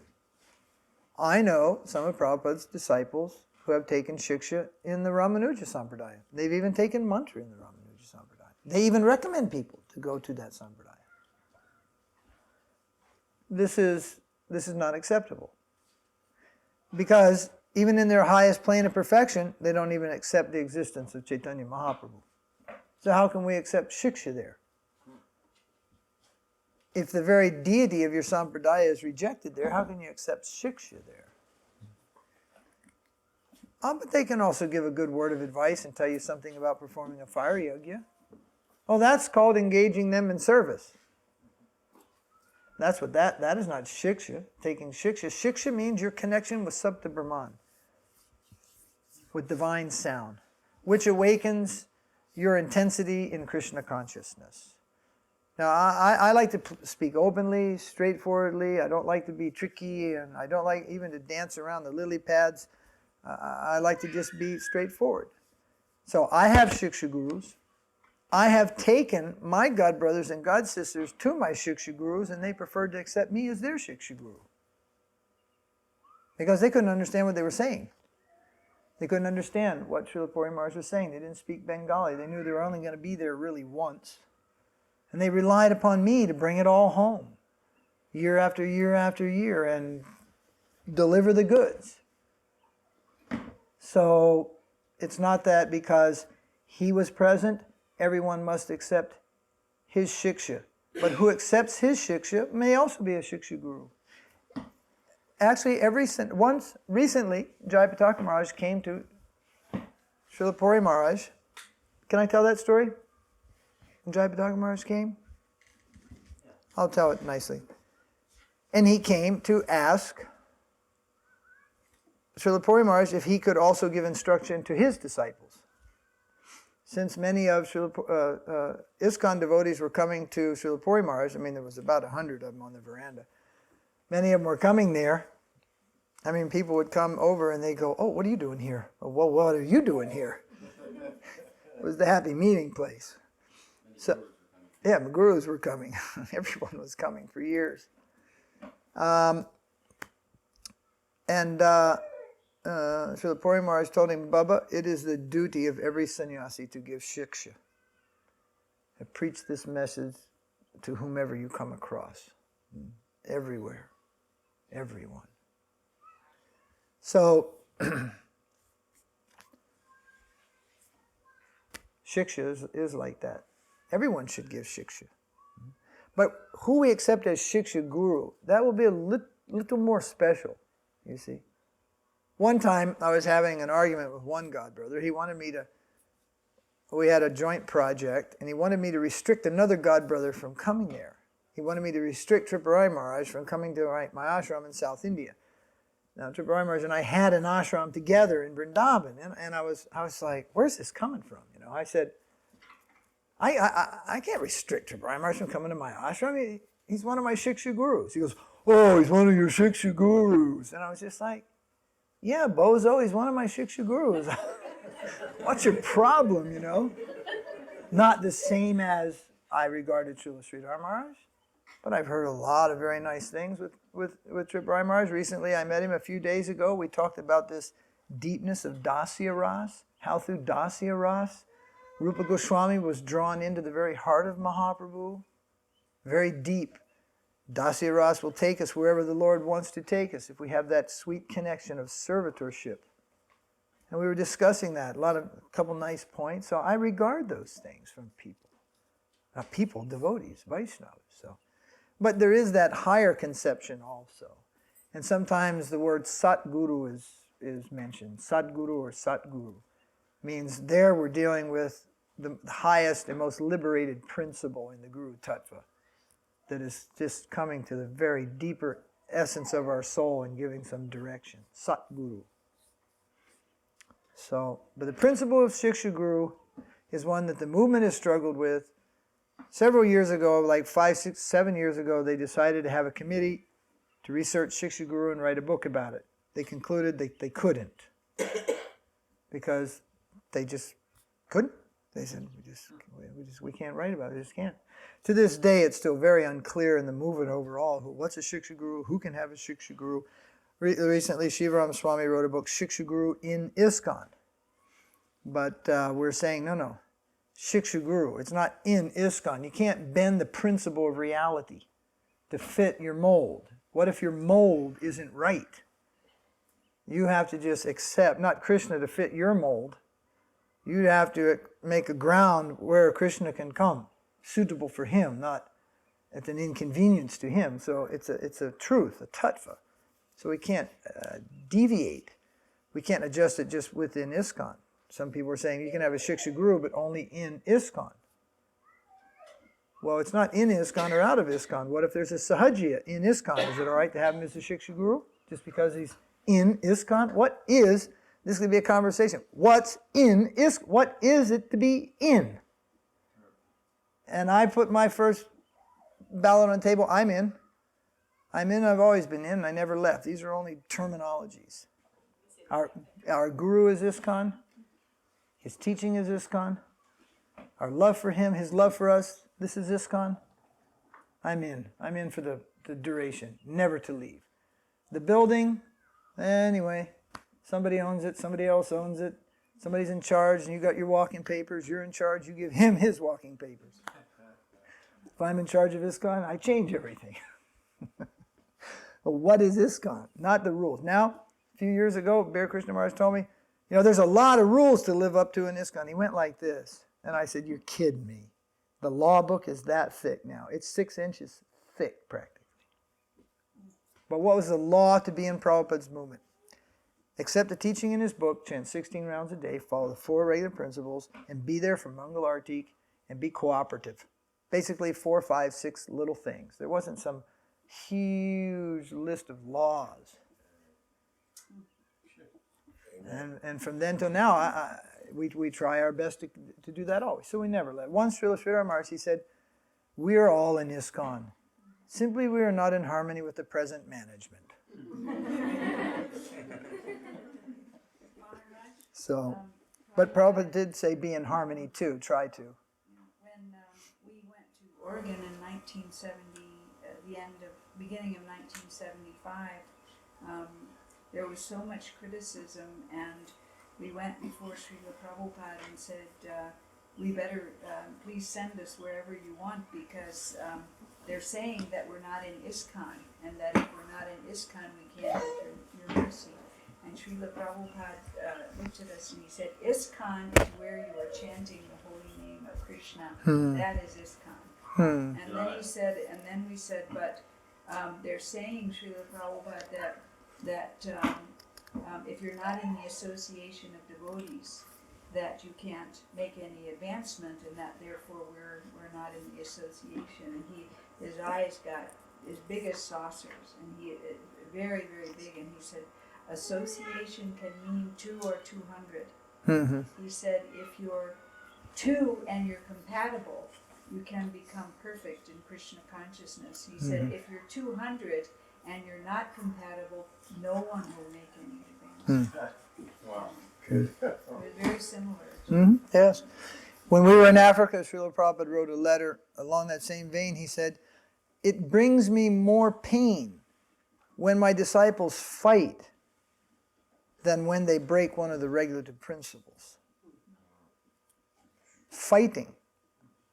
I've seen in my ashram, I am so sick of this fighting. There is no fighting in my ashram.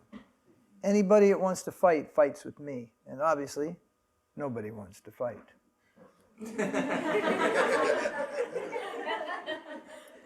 And in a real way, I've done that before. I came down the stairs once. There were two brahmacharis having at it.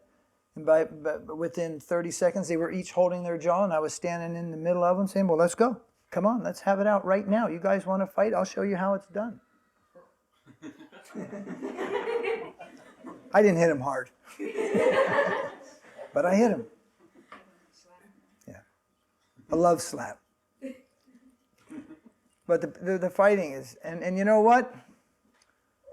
Many of Srila Prabhupada's God brothers were totally, you could use the word sickened, saddened, heartbroken, and so many things to see what happened in their Guru Maharaj's mission. And each one in his own tried his level best to go on and see that that same thing never happened again. And in Srila Prabhupada, we can see it the most. He strived for a system that just would not fall apart. I mean, and the GBC was a very big thing for Srila Prabhupada. It was an important thing. It wasn't all in all. You know, the GBC lost their job totally 2 times or 3 times. He just fired them all and said, you are no more. There are no GBCs. I'm the only GBC. There is no GBC. Now go out and preach. So once, actually there's a little history. Here you'll find very interesting. When Srila Prabhupada left, there was a GBC body to run the society. There were 11 gurus who then suddenly had all the power of the society. The zonal guru system was put into place. If you weren't a guru, you had a guru in your zone, and basically you voted whichever way they did. All the power of the movement rested in the first 11, sometimes called the chosen 11. Those chosen 11 were so special it was preached. Somebody's hurt out there? Yeah. He said,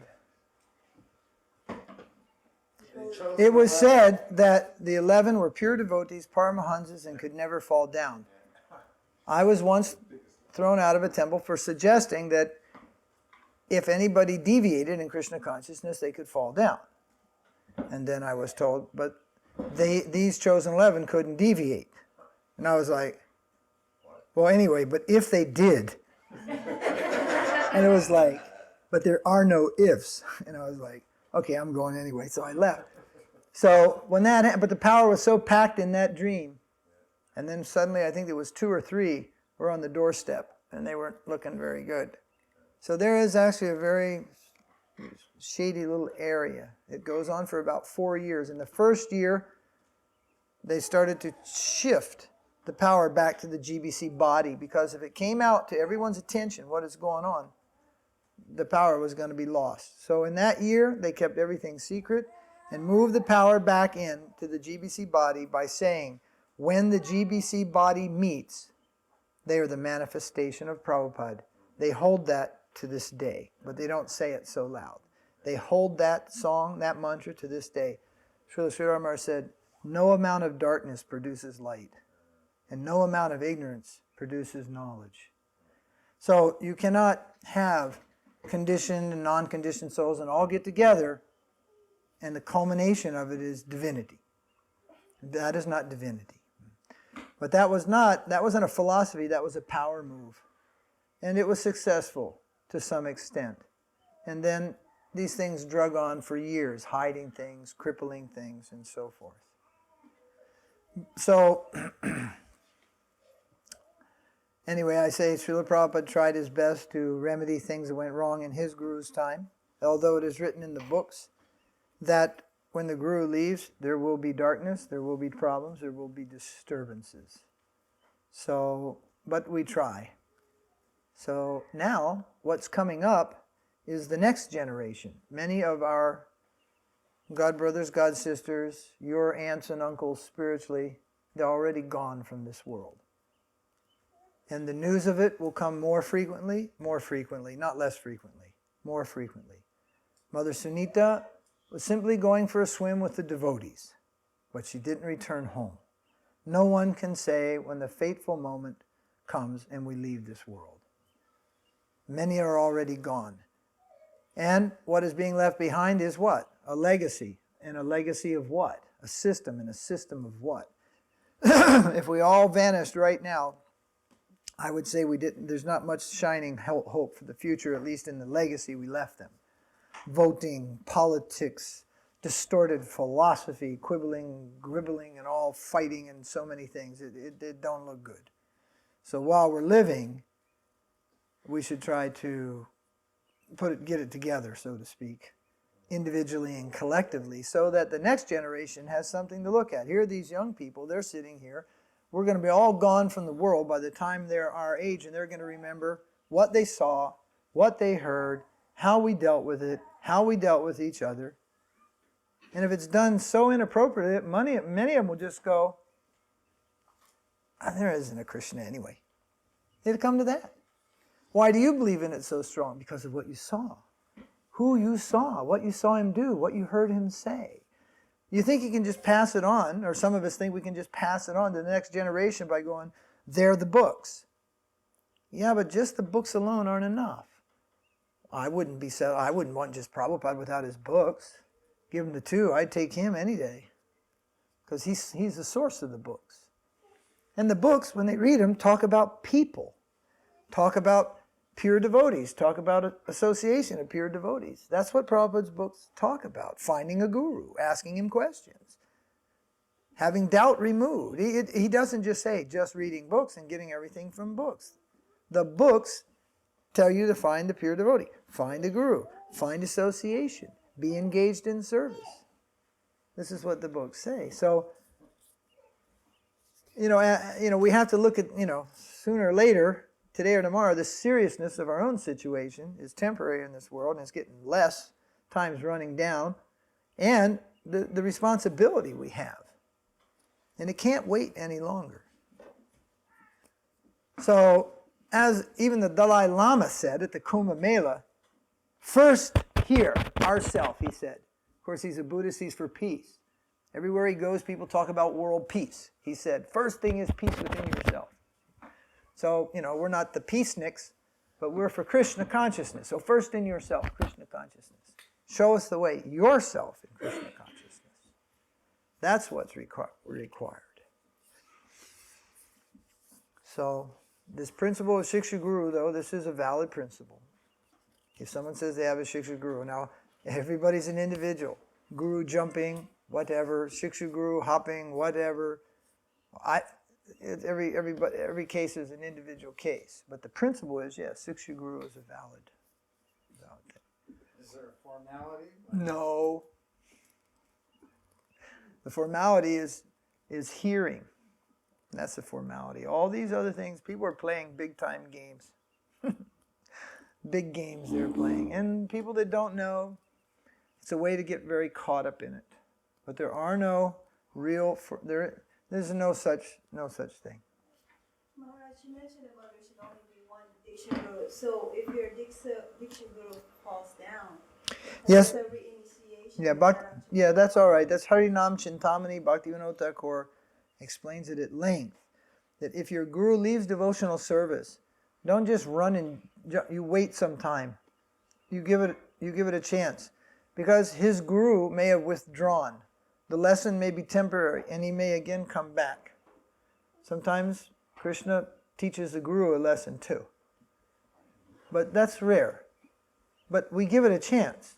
Let us see. Not like there's a rumor my guru has fallen, so we'll simply run to another guru or something like that. Not like that. But if it's consistent, he's fallen, he's left devotional service, he does not speak the proper truth, then one must take shelter of senior Vaiṣṇavas, and one should then eventually find faith and take reinitiation. Now, Bhaktivinoda Thakur says another thing. You know what? This is all published in the ISKCON Guru Disciple Handbook. And it's amazing that whoever put it together must not have read it, because they really just spelled the whole truth out there. I say not have read it because it's inconsistent to what they're preaching. It's strange.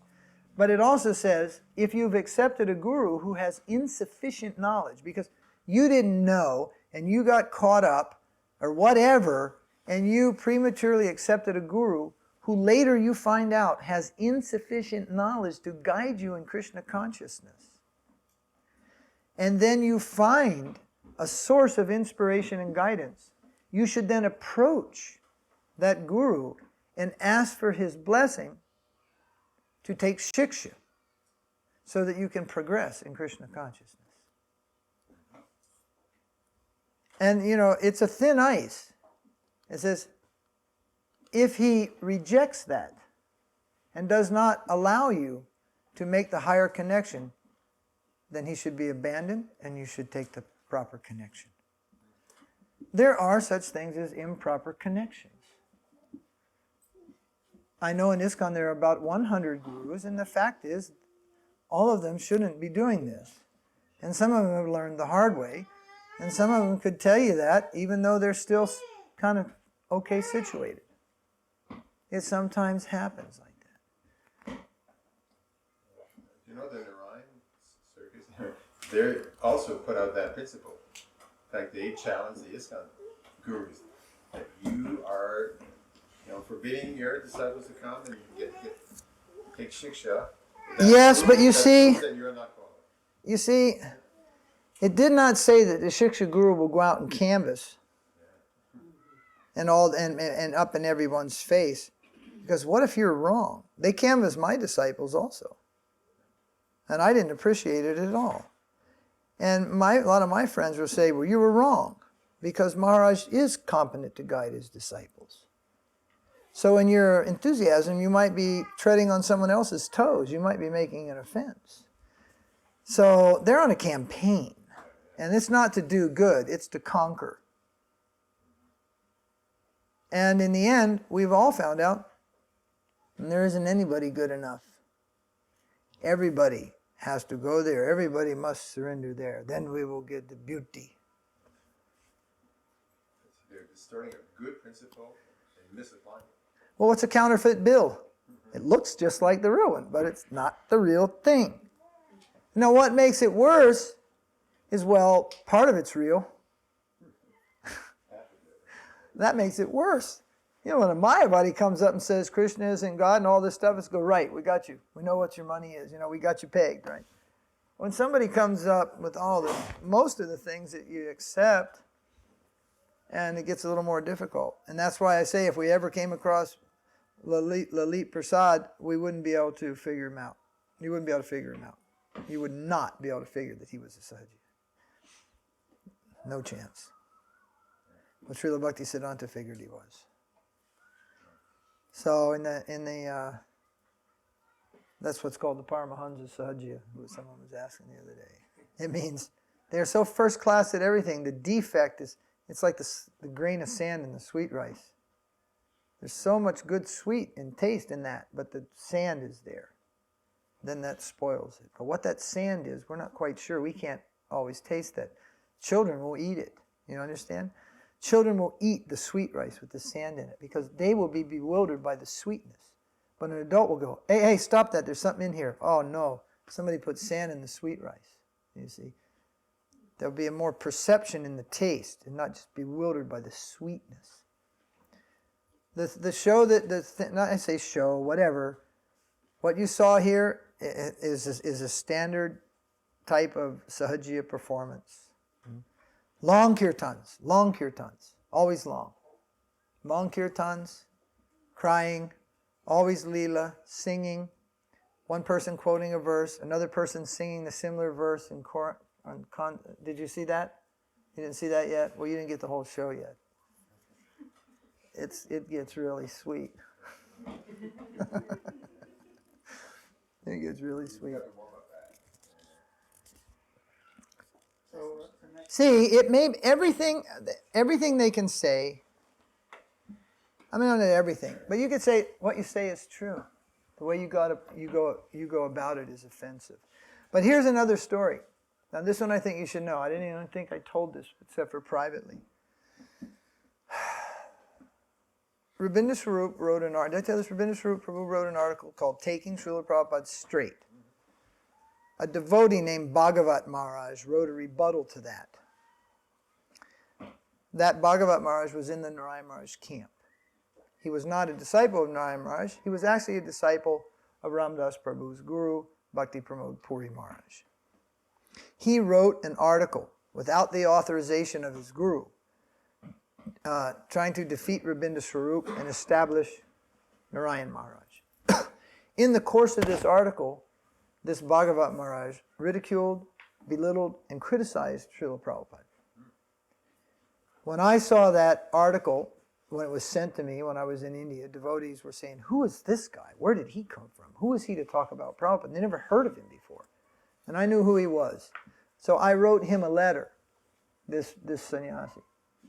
And I also wrote Narasingha Mahārāja a letter about this situation. At the same time, this article was shown to Srila Puri Maharaj. This article was written by his disciple. And it was an offense. And Srila Puri Maharaj read this and said, this is offense to Prabhupada, Swami Maharaj. It is an offense. And he rejected that sannyasi disciple. And he was one of the most learned people in the whole Gaudiya Mutt. Vastly learned, young Brahmin. And he was a sannyasi. He was rejected. Srila Puri Maharaj wrote a letter, and they had myself and Vishnu Maharaj post that on the internet here and there so that people would know that this person has no connection whatsoever with Gopinath Gaudiya Mutt, Srila Puri Maharaj, and that he is rejected and that he is an offender of A.C. Bhaktivedanta Swami Prabhupada. He has committed Vaiṣṇava aparādha. Now, for Srila Puri Maharaj to do that, you got to know it was a serious offense. And another thing is this. What they do, they don't do in Gaudiya Mutt. They don't do that on Bhakti Siddhanta Road. Narasingha Mahārāja's followers do not go over to another Gaudiya Mutt and say, you know, Narasingha Mahārāja is the only Rasikacharya, because someone will take a 1-inch diameter bamboo lati and crack them on the head. You know, until we have lots of ladus here. You know, we have lots of sweets here. They will not talk. None of this crossover. No, it is as strict as stone walls. No one crosses these walls and suggests that the other mutt guru is not giving the highest thing. The only highest thing is here. No way. If they did, there would literally be a bloodbath. Literally. It sometimes gets a little like that, and I have seen one acharya representative go other and just go to the other acharya and tell him enough's enough.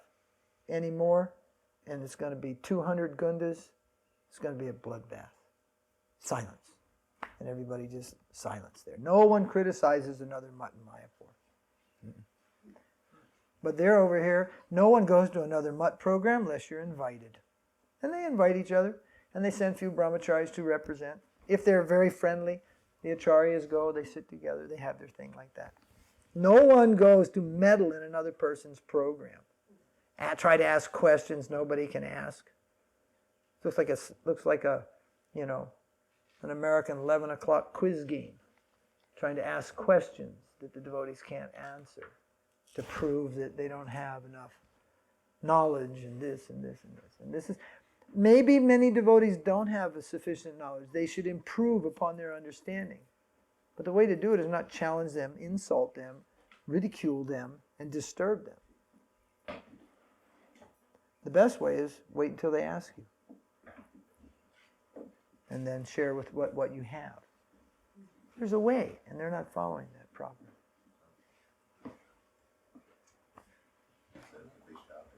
Oh, Bhaktivinoda Thakur has written that the faith is the halo of Radharani, and surrender is the halo of Krishna. So, a description of Bhagavan is given by Jiva Goswami. And in essence, the description of Bhagavan is not just complete in 6 opulence, but to that person to whom we are impelled to surrender everything. That is Bhagavan. You know, generally the 6 opulence, Bhagavan. But then Jiva Goswami takes it one step further. To whom we are impelled to surrender everything. So, the experience of Krishna impels us to surrender. The connection with Radharani nourishes us with faith towards surrender. In order to surrender, we need faith. Krishna impels us to surrender. Sarva dharma pratyaja. Forget everything. Give up everything. Simply surrender to me. But it is Radharani, the connection with the internal potency, the Swarup Siddhi, Hladini Shakti, And that Ladini Shakti is connected with the Sapta Brahman, actually. Yes, because that preaching is actually entering the heart and culturing faith. And faith is impelling us to surrender. And Krishna is demanding that surrender. You see. Knowledge is not the result of this Sapta Brahman. It is in the beginning stages in that it removes ignorance. But in the advanced stages, then why do you hear about Krishna? To remove ignorance? Ignorance is gone. Even enlightened souls will hear about Krishna because their faith is encouraged more and more. And this faith is required for the Atmanivedanam, the full surrender to Krishna. It is described in one book called Golden Volcano that when we are completely surrendered to Krishna and Krishna accepts our surrender, at that time he tells us, but you've come to the wrong department. There isn't really much I can do to help you, but I will refer you to Srimati Radharani. She may guide you. Only through her can we serve Krishna. She commands all the serving energy. She is the serving mistress.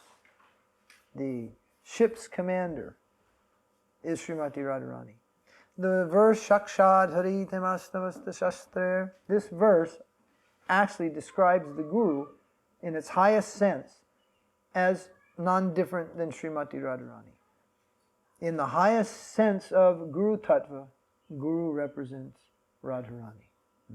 She is the highest principle of service. Guru represents the dearmost servant of Krishna.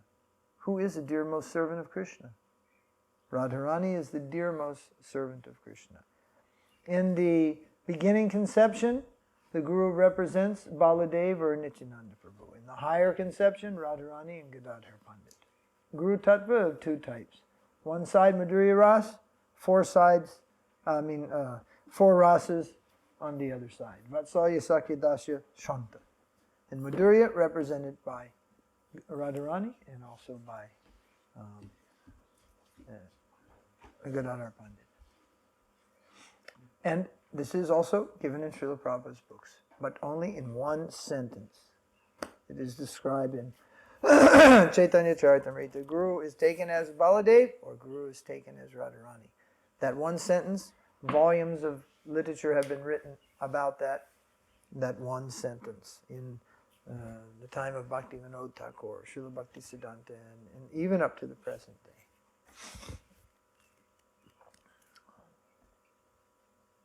So what is the question? What was the question? Oh, Shraddha. So that is a Shraddha. Oh, a nice beautiful analogy was given by Bhakti Vinod Thakur also, that Krishna is like a black cloud, a monsoon cloud in the dark moon night, that you can't see him. And Radharani is like a bolt of lightning. It strikes, and if you've ever been out there, the dark night, the big thunderstorm is there. You can't see the clouds.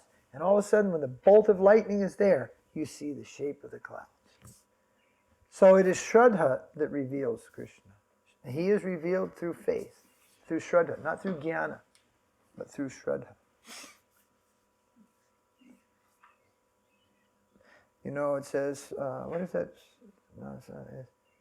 What is that? Vasudeva Sarvamiti. Yeah, Vasudeva. Vasudeva is in Mathura and Vaikuntha. Knowing, there's some knowledge, they know Vasudeva. But we're talking about Krishna. Krishna in Vrindavan. Krishna of Braj cannot be accessed by jnana, by knowing. Only by feeling. Feeling means faith. A land ruled by feeling, not by, in a lower level of realization, knowledge is superior. In the higher level of realization, feeling is superior. Excuse me. Feeling is superior. So now, is that Nishta, Ruchi, Rati, is that level? Or is that on the level of Bhava? No, in the beginning, although Shraddha, so Shraddha is there in the very beginning. Well, where does knowledge subside to let feeling dominate? Ah. Nishta, Rati. Well, actually, there's another stage where feeling completely takes over. It is 2 stages past prema. It is called anurag. And 6 stages past prema is mahabhav. And this is all in Bhakti Rasamrita Sindhu. And I think Vidagdha Madhava. The after prema is only in Vidagdha Madhava, Rupa Goswami. Lalita Madhava and Vidagdha Madhava discusses the 6 developments after prema. Sneha, mana, anuraga, bhava, and mahabhava. 5 developments after prema. They are developments within prema. So actually, at least I heard it from Srila Sridhar Maharaj, at the stage of anurag, sneha, mana, anuraga, then one is even independent of scriptural guidance. He takes everything from within, absolutely everything from within. That's a very high stage. Don't rush ahead. I'm still wondering where Anartha Nivritti is. Purification. But there seems to be this like the lights on a tape recorder go, they go up to the end sometime, but they're down. So it seems like we get a taste, don't we? Ruchi. We have some shakti, some bhava, some feeling, some love, not nothing. It's not like there's nothing there until you get there. Shraddha itself is a form of love. Associating with devotees, there's some love in that. And all these things, and then the full-fledged form of love, prema. But these are partial developments in the development of love. Nishta ruchi, nishta ruchi, shakti, attachment, bhava, awakening of emotion, feeling.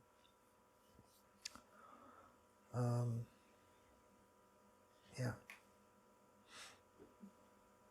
One time Srila Sridhar Maharaj was describing the 5 things of knowledge. And as he would describe each one, he finally got up to the Vaikuntha, Adhokshaja. And he was going up and down in the explanation, so to speak. And he'd go back down in the explanation and just explaining his way up to going up to the next stage of knowledge, which is called Adhokshaja. Then comes Aprakrita. I think it's called Aprakrita. Yeah. Aprakrita, the highest stage. So at a point he became like lost. It seemed like lost in his description and kind of like silent. And then a devotee said, Guru Maharaj, you were going through the 5 stages of knowledge. In other words, he was reminding him what he was talking about. And he looked over and said, yes, I'm trying to go through. So, but don't always go through. So one day Srila Puri Maharaj was giving a long talk, and then it became more and more and more. It became so intense. It was one of the most intense things any of us have ever seen. And you will see it on film, actually. And it is intense. And that little group that comes haunting everybody hasn't seen anything like it. Not like this. Because they're not patient enough to stay and serve and see and wait. But one day, a few times it happened, Srila Puri Maharaj entered a very deep state of ecstatic emotion. Faltering, shaking, crying, trembling, and preaching all at once, like a hurricane at 102 years old. His whole body was just shaking, his voice was shaking. I mean, it's just incredible. And seeing that the devotees were trying to stop him, finally they got through to him and disturbed him. Of course, they have only the concern of him in mind. He's very, very old and this will exhaust him. So they were only trying to do what was feelingly right. They didn't want to exhaust him. So when I say they finally got through to him, I've seen it several times to come right up to him and try to stop him. And he doesn't even know they're there. It's just going on and on and on. And finally they got through to him, and they stopped him means they disturbed him. And then he opened his eyes and then he looked around, and then he says in Bengali, he says, Harikatha is not a theatrical performance that starts and stops when we want it to. And it is not that it comes down every time somebody has a Harikatha either. It is said that Jagannath Das Gorkashore Das Babaji, when he started chanting japa, he didn't quit until he got Nam Darshan. Until he got the darshan of Krishna in the full-fledged form of the holy name. He sometimes went on for a week without sleep or food. But once he took up the holy name, he didn't stop until he got Nam Darshan. So it isn't that even a Mahabhagavad just starts chanting and bingo, Krishna is just right there. Krishna is mischievous. He hides himself from his devotees sometimes, even his greatest devotees. I have seen Srila Puri Maharaj and others just chanting so earnestly, not weeping, not crying, not trembling, just chanting what we would call good rounds. Chanting the holy name, dutifully chanting the holy name. One day I went to his room and his servant was just coming out and he said, "Oh, Guru Maharaj is very happy." It was about 6:30 in the morning. And I said, "Oh." And the cause? He said, 32 rounds before breakfast. And one day Srila Puri Maharaj turned around to me. I happened to be the only sannyasi there, and he looked at me and said, "You must chant 64 rounds a day." He said, "We find many excuses why we cannot do that. But Mahaprabhu's order and Guru Maharaj Saraswati Thakur said, you must do that." That was 6 years ago. Still, I'm chanting my usual rounds, preaching, writing. Every once in a while I get around to chanting 64 rounds, but I never forget. There was a message in there. Don't neglect the holy name. Even you are a preacher, even you are a world preacher, don't neglect the holy name of Krishna. Even you are a householder. Here was a good one. Once they asked, how many, the householders live outside, they have to work and, they're in Maya and everything. How many rounds should they chant?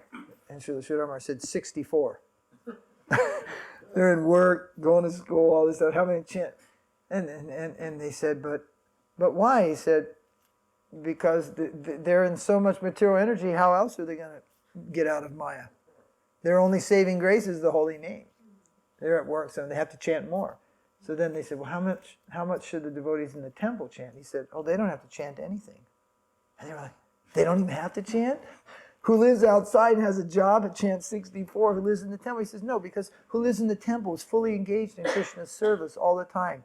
Chanting, singing, Bhagavatam class, shopping, cooking, offering, scrubbanam, mappanam. Of course, he was just showing example, you see. But actually, the standard is 64 rounds.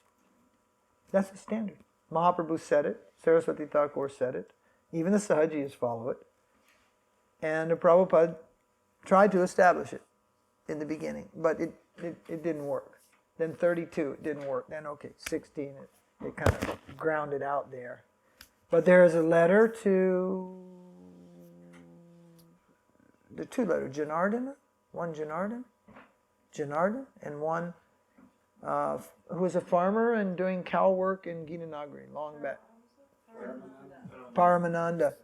And he's in harvest time, and he's just out there before sun. He's out there at the dark, and he wasn't able to chant his rounds. And Prabhupada told him, I forget, there's two letters, I get them mixed up. One of them he told, just learn a Bhagavad Gita sloka every day and chant it in the fields. And when you finish the harvest season, then you resume your program. Don't feel guilty. And the other devotee, he told him, you chant 4 rounds a day. That's an exception. That's not the rule. You ever been in a war zone? I have. Tanks rolling down the street. I can tell you, I didn't chant 16 rounds that day. I just got my life back to safety. So, was I in Maya? No, that's not Maya. I chanted extra rounds the next day. But, the standard is 16 rounds. That's the standard. And it used to be 25 on Ekadasi also, not just 16 rounds. So, in our mission, the Guru is expected to chant 64 rounds. Well, that's me, and I don't always live up to the expectation. The sannyasis are expected to chant 32 rounds, but because of service, they often also don't live up to that expectation. And everyone is minimally required to chant 16 rounds. But there are children in our ashram who chant 1 round, 3 rounds, 4 rounds, and even 6 rounds. And there are little angels as good as they come. serving cent% every day. They're not animals. And in future, I hope they grow up and chant more. But more, if no quality is there, so what? You know, there must be quality, service attitude, proper behavior with Vaishnavas. The meeting is over. Hari Bol. Jai Prabhu. Go Premanande. Hari Hari Bol. Hari Krishna.